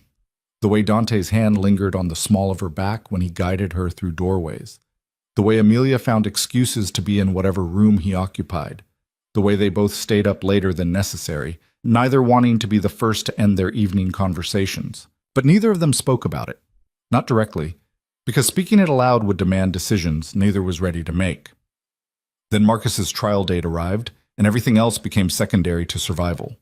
The courthouse was a media circus. Cameras everywhere, reporters shouting questions, protesters holding signs about corporate corruption and white-collar crime. Dante's security team created a human shield around Amelia as they moved from the car to the entrance, and even then she felt exposed, vulnerable, her pregnant belly visible beneath her simple black dress. Inside, the atmosphere was quieter, but no less tense. Marcus sat at the defense table with 3 expensive lawyers, his father beside him looking older than Amelia remembered. When Marcus saw her, something flickered across his face. Anger, maybe, or regret. She couldn't tell and didn't care enough to analyze it. "You ready for this?" Rachel whispered beside her. Amelia nodded, though her hands were shaking. "Let's end this." The prosecution's case was methodical and devastating. Financial records showing millions moved through shell companies. Testimony from accountants who'd been pressured to falsify statements. Email chains where Marcus discussed the need to clean funds and restructure problematic transactions. And through it all, the careful construction of how they'd used Amelia's identity without her knowledge or consent. When it was her turn to testify, Amelia walked to the witness stand on legs that felt like water. She placed her hand on the Bible, swore to tell the truth, and met Marcus's eyes across the courtroom. For 3 years, she'd been afraid of him. Not physically, Marcus had never raised a hand to her, but afraid of his disapproval, his judgment, his ability to make her feel small with a look or a carefully chosen word. She wasn't afraid anymore. "Ms. Carter," the prosecutor began, "can you describe your knowledge of your ex-husband's business activities during your marriage?" "I knew almost nothing," Marcus made it clear that his work was too complex for me to understand, that I should focus on being supportive rather than asking questions. Amelia's voice was steady. I trusted him. That was my mistake. Did you ever sign financial documents on his behalf? Tax returns, yes. He'd present them during dinner or while I was getting ready for events. When I asked if I should review them first, he said it was unnecessary. And the offshore accounts opened in your name? I had no knowledge of those until Detective Chen informed me of their existence. I never signed documents creating them, never accessed them, never knew they existed. Marcus's lead attorney, a sharp-faced man named Brennan, tried to shake her testimony during cross-examination. Ms. Carter, isn't it true that you benefited financially from your husband's success? That you lived in a luxury penthouse, wore expensive clothes, enjoyed a lifestyle most people only dream of? Yes, Amelia said simply. And yet you expect this court to believe you never questioned where that money came from? I believed it came from his legitimate work as an investment banker. I had no reason to think otherwise until after I'd already filed for divorce. How convenient. You leave your husband and suddenly you're cooperating with federal investigators. Some might see that as vindictive. Some might see it as doing the right thing, Amelia countered. I didn't testify to hurt Marcus. I testified because he committed crimes and used my identity to do it. That's not vindictive. That's justice. Brennan tried several more angles, attempting to paint her as either complicit or opportunistic. But Amelia held firm, answering each question with calm honesty. And when she mentioned her pregnancy, that she'd found out the night of their anniversary, the night Marcus never came home, she saw several jurors' expressions shift. The prosecution rested after 2 weeks of testimony. The defense tried to argue that Marcus had been following his father's instructions, that he was as much a victim of the elder Hale's schemes as anyone. But the evidence was overwhelming, the pattern too clear. On a Friday afternoon in mid-June, the jury returned with their verdict. Guilty on all counts. Amelia sat in the gallery between Rachel and Dante, watching as Marcus's face went pale, as his father slumped in his chair, as the judge scheduled sentencing for the following month. Around them, people were reacting, prosecutors congratulating each other, reporters rushing to file their stories, Marcus's mother sobbing dramatically in the front row. But Amelia felt only a vast, echoing emptiness. It was over. The marriage, the trial, the chapter of her life that had almost destroyed her. Marcus would go to prison for 15 to 20 years, his father even longer. The Hale empire would be dismantled, assets seized, everything they'd built reduced to cautionary tales in business ethics classes. And she was free. How do you feel? Dante asked quietly as they made their way through the crowd toward the exit. I don't know yet, Amelia admitted. Ask me in a few hours.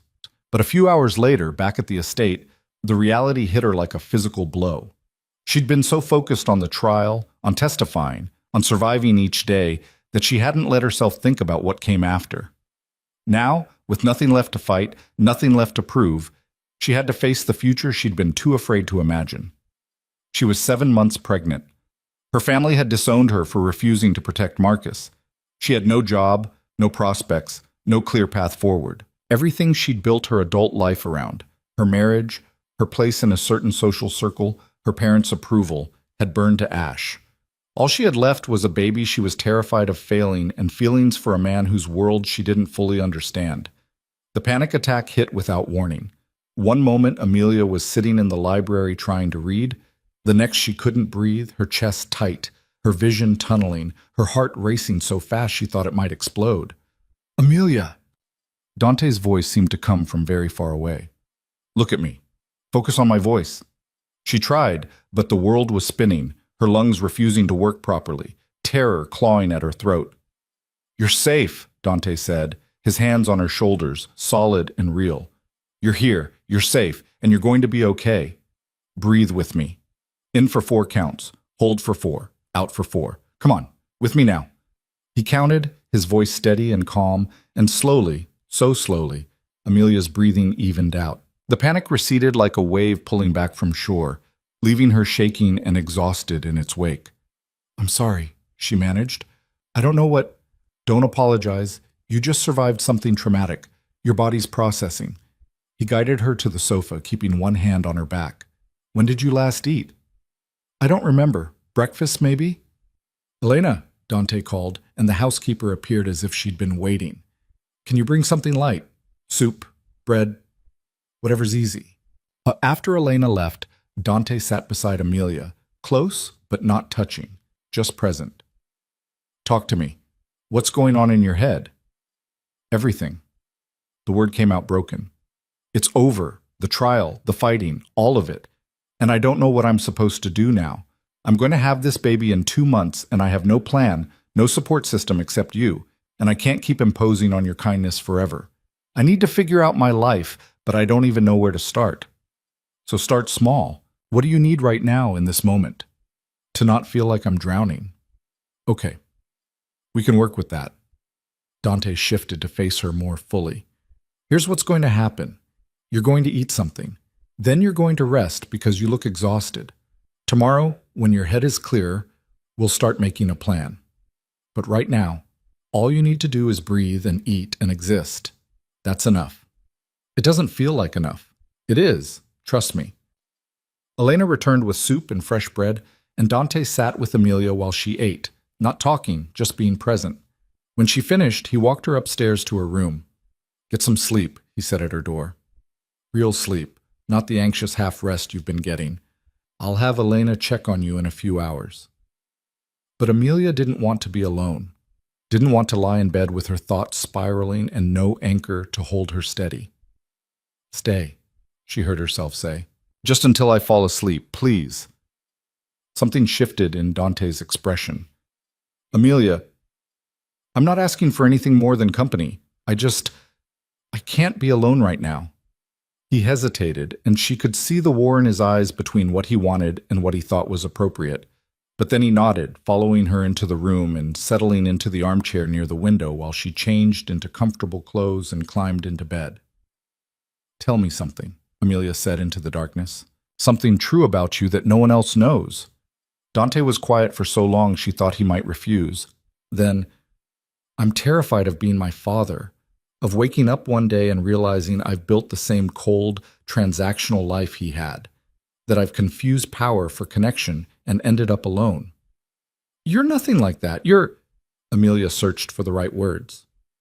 You're the first person in years who's made me feel seen, who's protected me without demanding anything in return.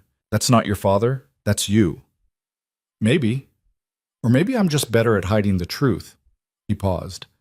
My father died alone in a hospital bed with no one who actually loved him, just business associates paying respects out of obligation.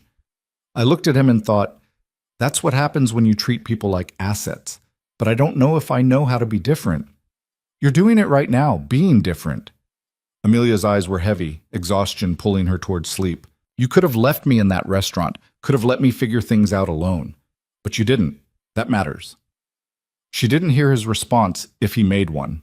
Sleep claimed her, deep and dreamless, and when she woke hours later, the room was dark and Dante was gone. But a blanket had been draped over her that hadn't been there before, and on the nightstand was a note in his angular handwriting. You're stronger than you think. Rest. We'll figure out the rest tomorrow. Tomorrow became the next week, and the week after that. Slowly, with Dante's help and Rachel's legal expertise, Amelia started building the framework of a new life. She couldn't work in finance. Too much stigma, too many questions, but she could teach. Rachel connected her with an adult education program that needed someone to teach basic financial literacy to immigrants and low-income families, people who'd been failed by the same systems that had rewarded Marcus's corruption. The work was humbling, fulfilling in ways Amelia hadn't expected. Her students were hungry for knowledge, grateful for her time, completely unconcerned with her scandal-tainted name. They cared that she could explain compound interest in terms that made sense, that she helped them understand credit scores and savings accounts, and how to avoid predatory lenders. For the first time in her adult life, Amelia felt useful, not decorative, not symbolic, but genuinely valuable. You're good at this, Dante said one evening, watching her prepare lesson plans at the desk he'd given her. Teaching, I mean. You light up when you talk about it. It's different than I expected. I thought teaching would be about having all the answers, but it's really about asking the right questions, helping people figure out what they need to know. She looked up at him. I think I might actually be good at something. You're good at a lot of things. You just never had space to discover what they were. The comment stayed with her, settling into the places where self-doubt used to live. She was good at things. Was building a life that didn't require Marcus's money or her parents' approval. Was creating something real and sustainable. But she was also 8 months pregnant, living in a house that wasn't hers, falling deeper every day for a man she wasn't sure she had any right to want. The feelings had become impossible to ignore. The way her heart sped up when Dante entered a room. The way she caught herself watching him when he didn't notice, memorizing the strong line of his jaw, the way his eyes softened when he looked at her. The way her body responded to his nearness, even swollen and awkward with pregnancy. And she was pretty sure he felt it too. Caught his gaze lingering on her more than was strictly appropriate. Noticed how he found excuses to touch her. A hand on her back, help standing from low chairs, steadying her when her balance shifted with her changing center of gravity. But neither of them said anything. The timing was wrong, the situation too complicated, the stakes too high. Then Marcus's sentencing happened, and everything changed. 23 years in federal prison. His father got 30. Both men looked broken as the judge delivered the verdict, their expensive lawyers unable to work the miracles they'd promised. Amelia watched from the gallery, Dante beside her, and felt nothing but relief that it was finally, truly over. Outside the courthouse, a reporter shoved a microphone in her face. "Ms. Carter, how does it feel to see your ex-husband sentenced to over 2 decades in prison?" "It feels like justice," Amelia said simply. "For the people he stole from, the clients he betrayed, and the trust he violated. I hope he uses his time to become a better person than he was." "Do you have any regrets about testifying?" "Not even one." "What's next for you?" Amelia looked at Dante, who stood just out of frame, watching her with something like pride in his eyes. "I'm building a life. Teaching, preparing for my baby, moving forward, that's all." But moving forward meant making decisions she'd been avoiding. That night, after they returned to the estate, Amelia sat Dante down in the library. "We need to talk," she said, and watched him tense. "That phrase never precedes good news.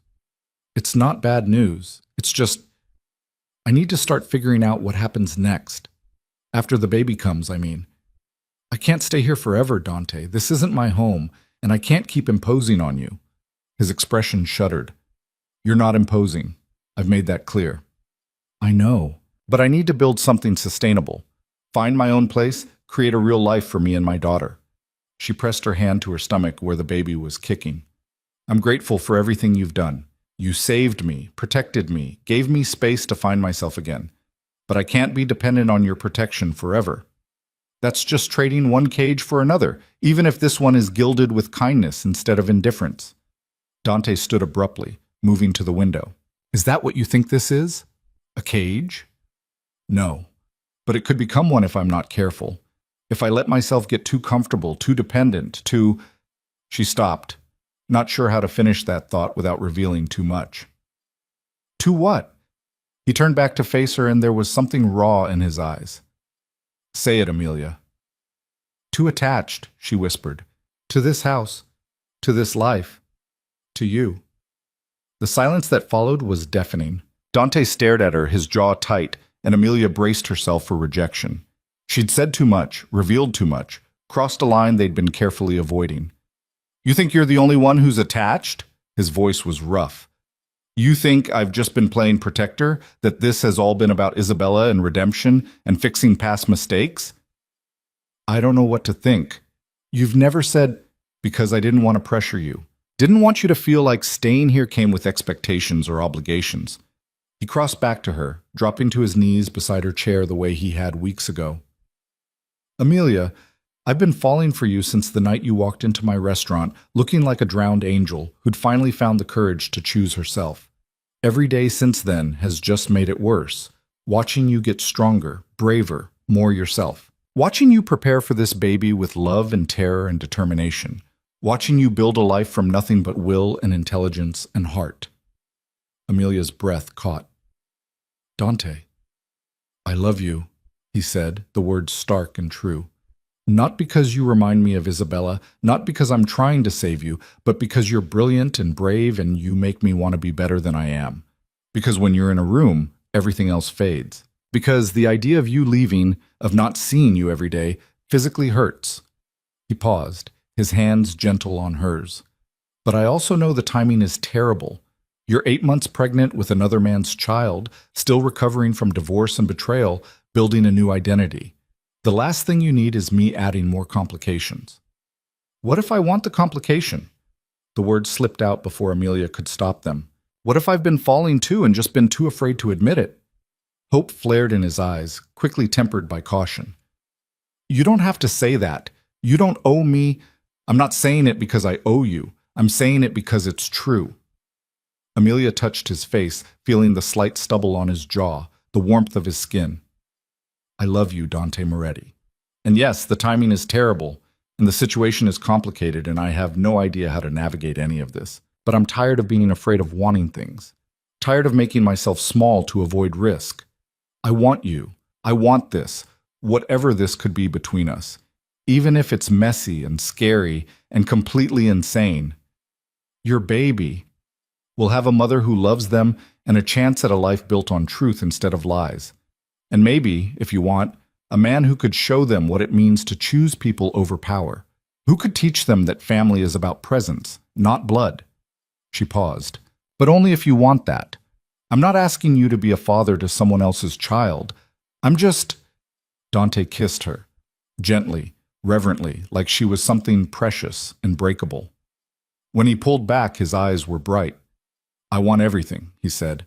You, the baby, a life together. All of it. But Amelia, you need to be sure. Once we do this, once we commit to each other, I'm not the kind of man who does things halfway. I'll protect you both with everything I have, love you with everything I am, but I'll also demand honesty and loyalty and presence. I'll demand that you keep choosing yourself, keep growing, keep being the woman who walked away from comfort to find truth. I can do that, Amelia whispered. Can you promise me something in return? Anything. Promise me you'll keep choosing to be different than your father, that you'll use your power to protect instead of control, that you'll teach our daughter to...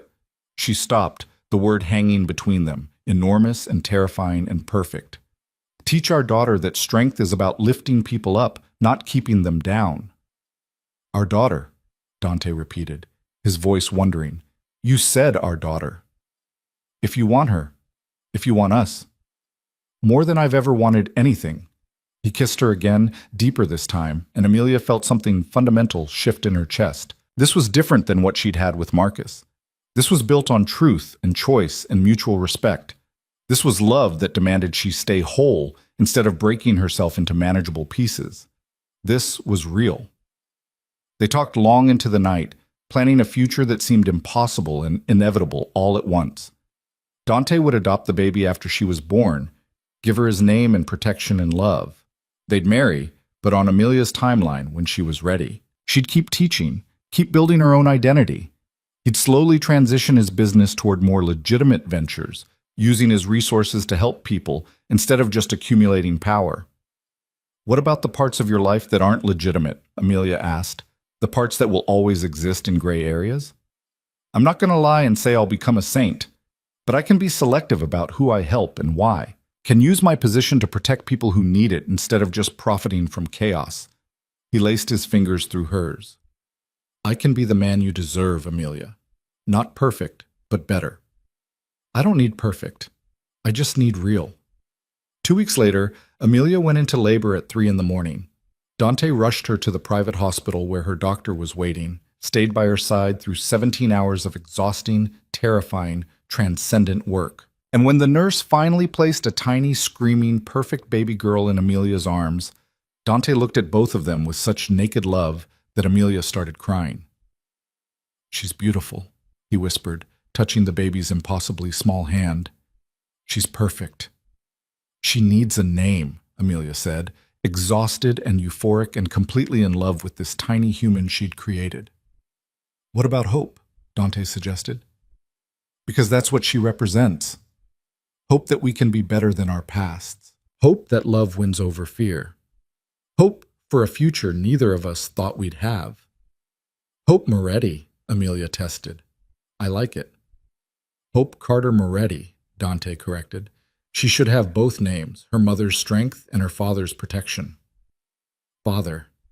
He'd said it so naturally, with such certainty that Amelia knew he meant it. This man who'd saved her from drowning was going to raise her daughter as his own, love her unconditionally, give her everything Marcus never could have. In the weeks that followed, as Amelia recovered and learned to navigate the exhausting, beautiful chaos of new motherhood, the last pieces of her old life finally released their hold. Her parents sent a brief, formal note acknowledging Hope's birth, but making no move toward reconciliation. Old friends from her marriage stayed silent. The social circle that had once defined her continued as if she'd never existed. And Amelia found she didn't care. The life she was building with Dante and Hope was richer, realer, more hers than anything she'd had before. Teaching gave her purpose. Motherhood gave her joy. And love, real, complicated, chosen love, gave her everything else. On a quiet evening when Hope was 6 weeks old, Dante asked Amelia to marry him. Not with grand gestures or public displays, just the two of them in the library where they'd had so many conversations, Hope sleeping peacefully in her bassinet nearby. "I know it's fast," he said, the ring box open in his hands. "I know you might want to wait, but I also know I want to spend the rest of my life making sure you never feel invisible again. So, will you marry me? Build a family with me? Trust me with your heart?" Amelia looked at the ring, simple, elegant, nothing like the ostentatious diamond Marcus had chosen, and felt certain. "Yes," she said, 1,000 times yet. They married 2 months later in Dante's garden, just family and close friends. Elena cried. Rachel gave a toast about second chances and courage. And when Dante kissed his bride while Hope gurgled happily in her grandmother Elena's arms, Amelia felt the final weight of her past dissolve. She'd walked into a restaurant on her lowest night, broken and pregnant and desperate. She was walking out of the ceremony whole, loved, and surrounded by people who chose her every single day. The anniversary that broke everything had actually saved her, and the stranger who'd offered her a card with just a phone number had given her a life worth living. Marriage to Dante was nothing like marriage to Marcus had been. Where Marcus had demanded she shrink, Dante encouraged her to expand. Where Marcus had needed her silence, Dante craved her voice. Where Marcus had made her invisible, Dante saw her completely. Every flaw, every strength, every complicated piece of who she was, and loved her anyway. But loving Dante also meant understanding the full scope of what his protection had cost. 3 months after their wedding, on a crisp October morning, when Hope was learning to roll over and Amelia was preparing for a new semester of teaching, Rachel arrived at the estate unannounced. The lawyer's expression was grim, and she asked to speak to both Amelia and Dante privately. "The Volkov investigation just went public," Rachel said once they were settled in Dante's office. "Federal prosecutors are charging 7 members of the organization with everything from money laundering to attempted murder. And your names are both mentioned in the filings." Amelia's stomach dropped. "Mentioned how?" "As protected witnesses. Apparently Dante provided testimony and evidence that helped build the case against them." Rachel's eyes moved to Dante. "Evidence you didn't tell me you were gathering." "Because I didn't want it traced back to here," Dante said calmly. "The Volkovs threatened Amelia and Hope. I made sure they couldn't follow through. What happens to them after that isn't my concern." "Except now it is, because they're claiming the evidence was obtained illegally. That you coerced witnesses, tampered with documents, essentially ran your own parallel investigation outside legal channels." Rachel's voice was sharp. "They're trying to get the case thrown out, and they're using your involvement to do it." "Let them try." Dante's expression was cold. "The evidence speaks for itself. How it was obtained is irrelevant if it's accurate. That's not how the law works, and you know it." Rachel turned to Amelia. "This could blow back on both of you. If the defense can prove Dante used illegal methods, it could compromise your testimony against Marcus, potentially create grounds for appeal." The implications settled over Amelia like ice water. Marcus could get out? It's a long shot, but his lawyers are already filing motions. They're arguing that if Dante was involved in gathering evidence against the Volkovs, and that evidence was obtained illegally, it calls into question his involvement in your case. They're painting him as someone who manipulates legal proceedings for personal gain. "That's insane," Amelia said. "Dante didn't manipulate anything. He protected me from people who wanted to hurt me and my daughter. I know that, you know that, but the optics are terrible. Rachel pulled out a folder thick with legal documents. Marcus's attorneys are requesting a hearing. They want to examine Dante's role in your decision to testify, the timeline of when you moved into this house, whether he provided you with information about Marcus's business dealings that you couldn't have known otherwise. Dante stood, pacing to the window. They're desperate, trying anything to create reasonable doubt, and it might work. You're not exactly a character witness anyone wants on the stand. Your reputation, your business, your history, all of it makes you an easy target. Rachel's tone was gentle but firm. I need to know everything, Dante. Every way you were involved in Amelia's case, every piece of evidence you touched, every conversation you had with prosecutors. If there's something that can hurt us, I need to know now. I never touched her testimony, Dante said. Never coached her, never told her what to say. I provided her with protection and a place to stay while she cooperated with federal investigators of her own free will. That's all. What about the financial evidence? The records that showed Marcus was laundering money? I had my people look into his business practices, found irregularities, passed that information along to the appropriate authorities through channels that kept my name out of it. He paused. Or so I thought. Someone talked, Rachel said. Someone in your organization or someone in the prosecutor's office. Either way, the connection is public now, and we need to deal with it. Over the next week, the media picked up the story and ran with it. Headlines screamed about mob connections to high-profile financial crimes case. Talking heads on news programs debated whether Amelia had been a victim or a willing participant in Dante's schemes. Old photos of her with Marcus were juxtaposed with recent images of her leaving the estate, creating a narrative of a woman who'd traded one powerful man for another. They're making me look like a gold digger, Amelia said, reading the coverage on her laptop while Hope napped. Like I left Marcus for you because you could offer more protection, more power. People always need a simple story, Dante said, reading over her shoulder. Complicated truth doesn't fit in headlines. But this could destroy everything. Your reputation, my credibility, the case against Marcus. She closed the laptop, unable to read more. Maybe I should talk to Rachel about separation, create distance between us until this blows over. No. The word was sharp, absolute. We don't run from this. We don't let them turn our relationship into something dirty or transactional. Then what do? We tell the truth, all of it, on our terms, before they can twist it further. 2 days later, Dante and Amelia sat for an exclusive interview with a journalist Rachel trusted. The conversation was recorded in their library, Hope playing on a blanket nearby, and they answered every question with unflinching honesty. How did you meet? The journalist asked. Amelia told the story, the missed anniversary, the rain, walking into Valentino's broken and pregnant and desperate. He saw me when I'd spent months feeling invisible, offered help without asking for anything in return. And you moved in here immediately? Not immediately. That night he gave me a phone number and told me to call when I was ready to stop being invisible. I called after Marcus made it clear he wanted me to end my pregnancy. She looked at Dante. Moving here wasn't about romance. It was about survival. When did it become about romance? Gradually, Dante said. Over months of conversations and shared meals and watching Amelia become the person she was always meant to be. I didn't plan to fall in love with her, but how could I not?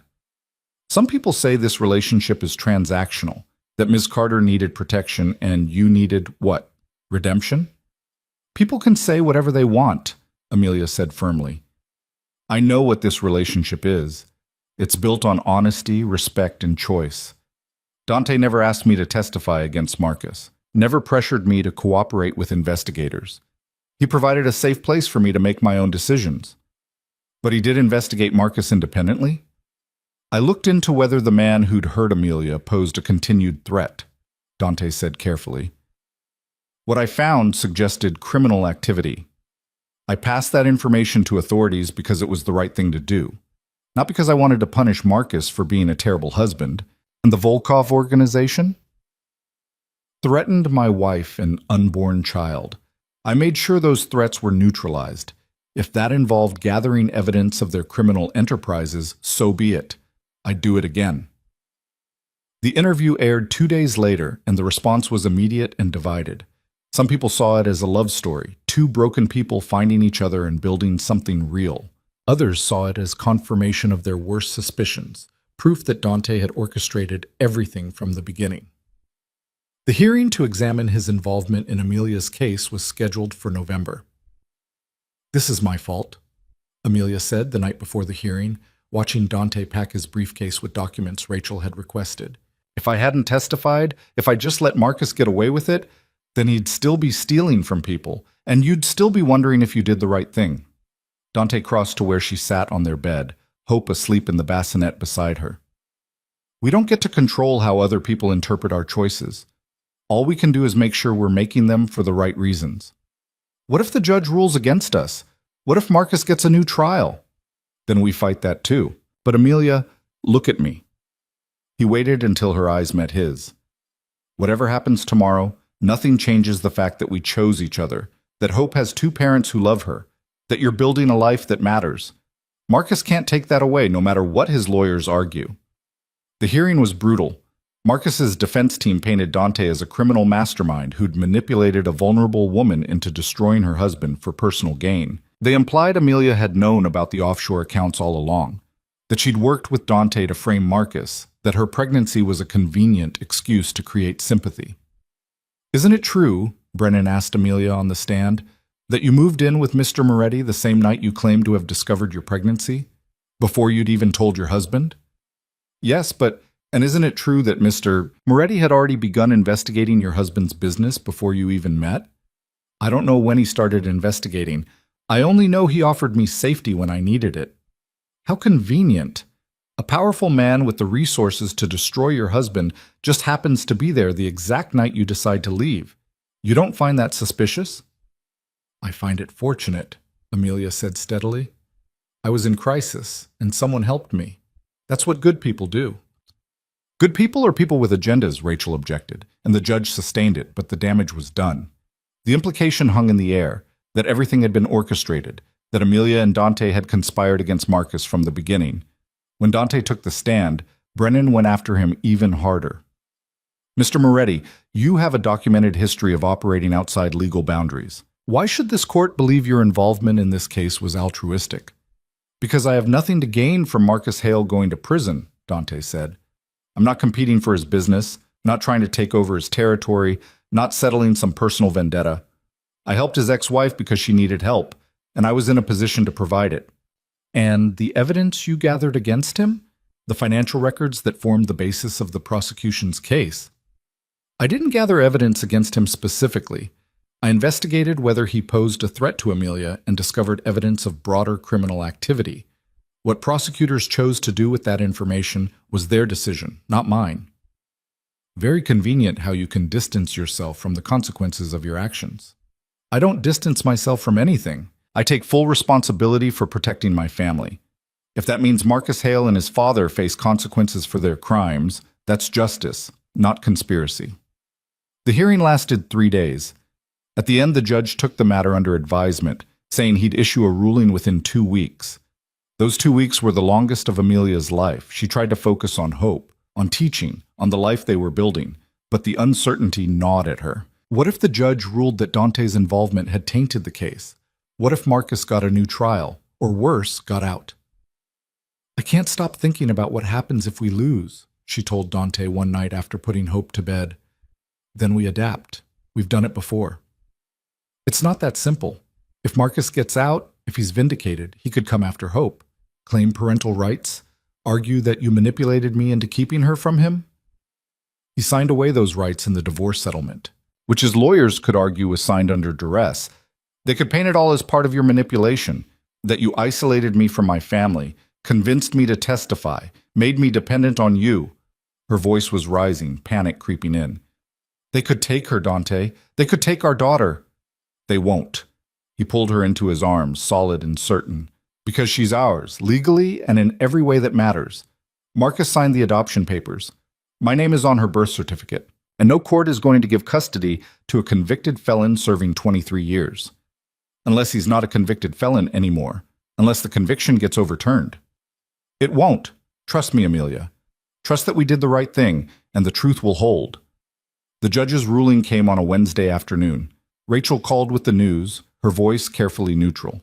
He denied Marcus's motion for a new trial, said that while Dante's involvement raised questions about methods, the evidence itself was sound and independently verified by federal investigators. Marcus's conviction stands. Amelia sagged against the kitchen counter, relief flooding through her so intensely she felt dizzy. It's over? Really over? Not completely. Marcus's team can appeal the ruling, and they probably will. But this was their best shot, and they missed. The chances of a successful appeal get slimmer from here. After she hung up, Amelia found Dante in his office and threw her arms around him. We won. The conviction stands. He held her tight, and she felt the tension drain from his body. I told you to trust. I'm sorry I doubted. You didn't doubt. You were protecting hope. That's what mothers do. He pulled back to look at her. But Amelia, we need to talk about what this means going forward. The hearing put a spotlight on my business, my methods, my past. There will be more scrutiny, more questions. I need to know if you're prepared for that. I married you knowing who you are. That doesn't change because people are asking questions. It might change how you're perceived. Teaching positions, social circles, normal middle-class life, all of that becomes harder when you're married to someone like me. Amelia thought about that, about the life she'd imagined for herself before Marcus, before Dante, before everything changed. The safe, respectable existence of a teacher married to a banker, raising children in the suburbs, joining the PTA and attending school fundraisers. That life had never really been hers. It had been a performance, a carefully constructed facade that required her to be smaller, quieter, less. I don't want normal, she said. I want real. I want to teach because I love it, not because it looks respectable. I want to raise hope to be brave instead of acceptable. And I want to be married to a man who sees me, even when seeing me is complicated. It's going to get more complicated, Dante warned. The Volkov case goes to trial next month. My testimony will be public. Everything I did to protect you, to neutralize their threats, it's all going to come out. Then we face it together. And they did. When the Volkov trial began in December, Dante testified about the threats made against Amelia and Hope, about the evidence he'd gathered showing the organization's money laundering operations, about the steps he'd taken to ensure his family's safety. The defense tried to paint him as a vigilante, someone who'd taken the law into his own hands. I did what any father would do, Dante said simply. Protected my child from people who wanted to hurt her. By gathering evidence illegally? By intimidating witnesses? By using resources available to me to make sure credible threats were neutralized. Whether that happened through legal channels or not is less important to me than knowing my daughter is safe. The honesty was shocking, almost reckless, but it was also completely Dante, refusing to hide behind legal technicalities, owning his choices even when they existed in moral gray areas. The Volkov organization was convicted on multiple counts. Their operation was dismantled, their leadership facing life sentences. And while Dante's testimony had been crucial, prosecutors made it clear he was a witness, not a co-conspirator. The case closed without charges against him. Christmas that year was quiet, intimate. Just Dante, Amelia, Hope, and Elena, who'd become more family than employee. They exchanged simple gifts, ate too much food, and watched Hope's eyes go wide at the lights on the tree. I never thought I'd have this, Amelia said that night, Hope asleep in her arms, Dante beside her on the sofa. A real family. A home that feels like mine. Love that doesn't require me to disappear. You always deserved this. You just had to find the courage to choose it. We chose it, she corrected. Together. The new year brought new challenges and new victories. Amelia's teaching program expanded, and she was asked to develop curriculum for financial literacy courses in 3 additional community centers. The work was demanding but fulfilling, giving her a sense of purpose that had nothing to do with who she was married to or what her last name had been. Dante, true to his word, began slowly transitioning his business toward more legitimate ventures. He wouldn't completely abandon the networks and resources that had built his power. But he became more selective, using his influence to protect people who needed it rather than simply profit from chaos. "I'm building something for Hope," he explained one evening, showing Amelia plans for a foundation that would provide legal defense and support for victims of financial crimes, so that when she's old enough to understand what I do, she can see I used what I had to help people, not just control them. "See, she's going to be so proud of you," Amelia said, studying the detailed plans. "I already am." On Hope's first birthday, they threw a party in the garden where Dante and Amelia had married. Friends from Amelia's teaching program mingled with members of Dante's organization who'd become protective of the little girl who'd somehow made their boss softer. Elena baked a massive cake. Hope smashed her face into it with gleeful abandon. Watching her daughter laugh, covered in frosting, surrounded by people who loved her unconditionally, Amelia felt the final ghost of her old life release its hold. She'd spent so long being afraid of judgment, afraid of failure, afraid of choosing wrong. But standing in Dante's garden, holding the hand of a man who'd helped her remember how to be brave, she finally understood what freedom felt like. It felt like this, messy and imperfect and absolutely real. A few weeks after Hope's birthday, Amelia received an unexpected letter. The return address was a federal prison in Pennsylvania where Marcus was serving his sentence. She stared at it for a long time before opening it. "Amelia, I don't expect forgiveness or even a response, but I needed to tell you that you were right to leave, right to testify, right to choose yourself over a marriage that was destroying both of us. I was a terrible husband, selfish, arrogant, blind to everything except my own ambition. I don't blame you for what happened. I blame myself. I hope you're happy. I hope your daughter grows up knowing she's loved, and I hope someday you can believe that some part of me is genuinely sorry for the pain I caused. Marcus."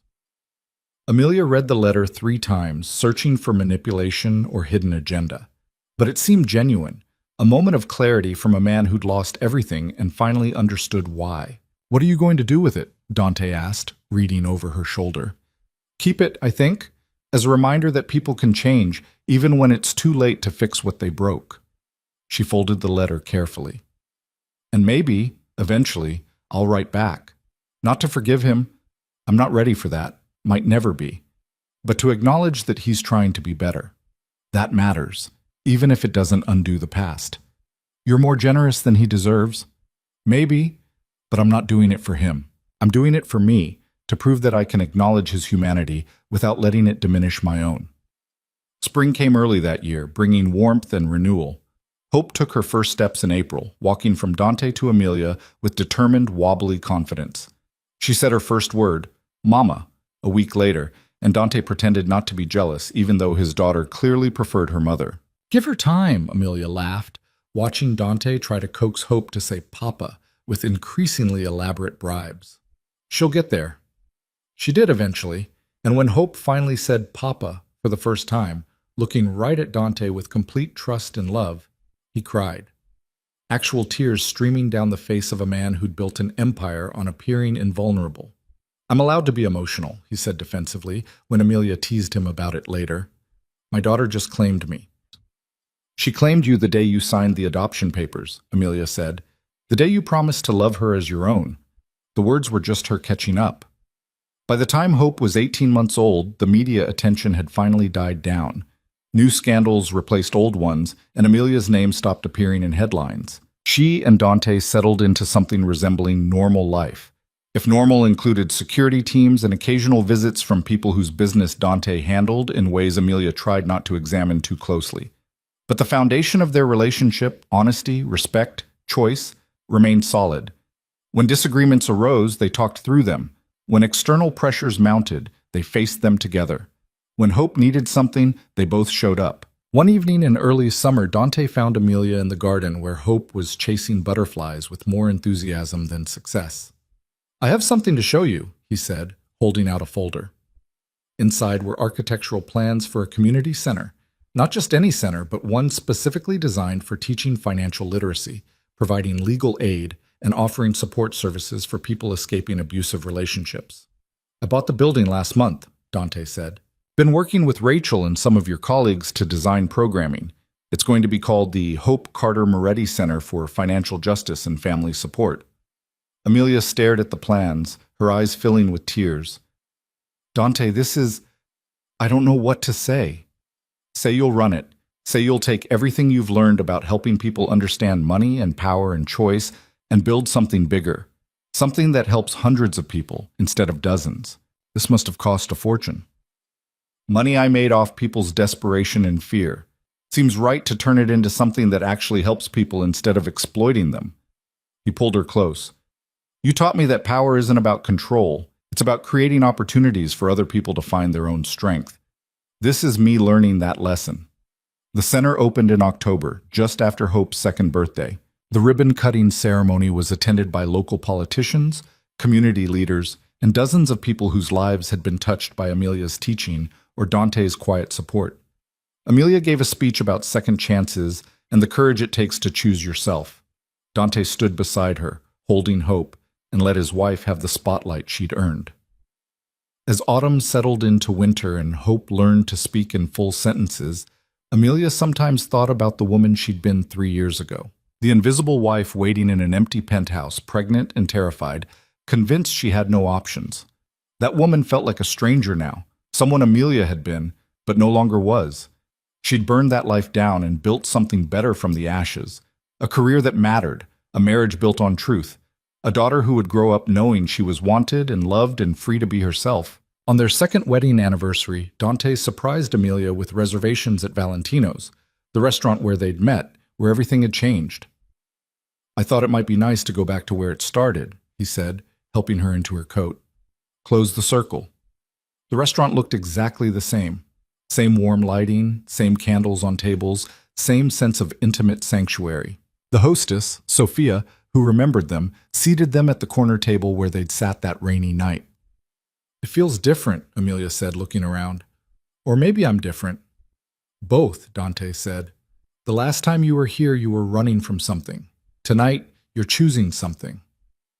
Over dinner, they talked about Hope's latest antics, about the center's growing programs, about plans for the future. Easy conversation, comfortable silences, the kind of intimate knowledge that comes from building a life together.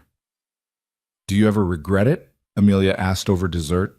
Taking me in, protecting me, tying yourself to all my complications? Never. Not for a second. Dante reached across the table, taking her hand. You're the best decision I ever made, Amelia. You and Hope both. You taught me that power is meaningless if you're not using it to protect something worth protecting. We taught each other, Amelia corrected. You showed me how to be brave, how to choose myself, how to exist loudly instead of quietly disappearing. On the drive home, Hope asleep in her car seat, Amelia looked at the city lights and thought about destiny. She'd walked into a restaurant on the worst night of her life and found salvation in the form of a dangerous stranger who saw her when she'd forgotten how to see herself. The odds of that happening, of everything lining up exactly right, seemed impossible. But maybe that was the point. Maybe miracles weren't about probability, but about choice. About having the courage to call a phone number when every instinct said to stay in the familiar cage. About trusting that help could come without strings attached. About believing you deserved more than scraps disguised as love. 3 years ago, Amelia had been dying slowly in a marriage that required her erasure. Today, she was thriving in a life built on her own terms, raising a daughter who would never have to choose between love and self. Married to a man who demanded she stay whole. The pregnancy test with 2 pink lines had changed everything. But it hadn't saved her. She'd saved herself. Dante had just given her the space and safety to do it. And hope, beautiful, fierce, perfect hope, was the proof that sometimes the worst moments lead to the best beginnings. That courage is contagious. That love, when it's real, demands you be yourself instead of a carefully edited version designed to please others. As they pulled through the gates of the estate, home, their home, the place where they'd built something real and messy and true, Amelia felt complete. Not because her life was perfect or her past was erased, but because she'd stopped waiting for permission to exist. She'd claimed her life, her choices, her power, and she'd used all of it to build something worth protecting. The little girl in the back seat, the man beside her, the work that gave her purpose, the love that demanded she stay brave. This was what freedom looked like. Not an ending, but a beginning that never stopped unfolding.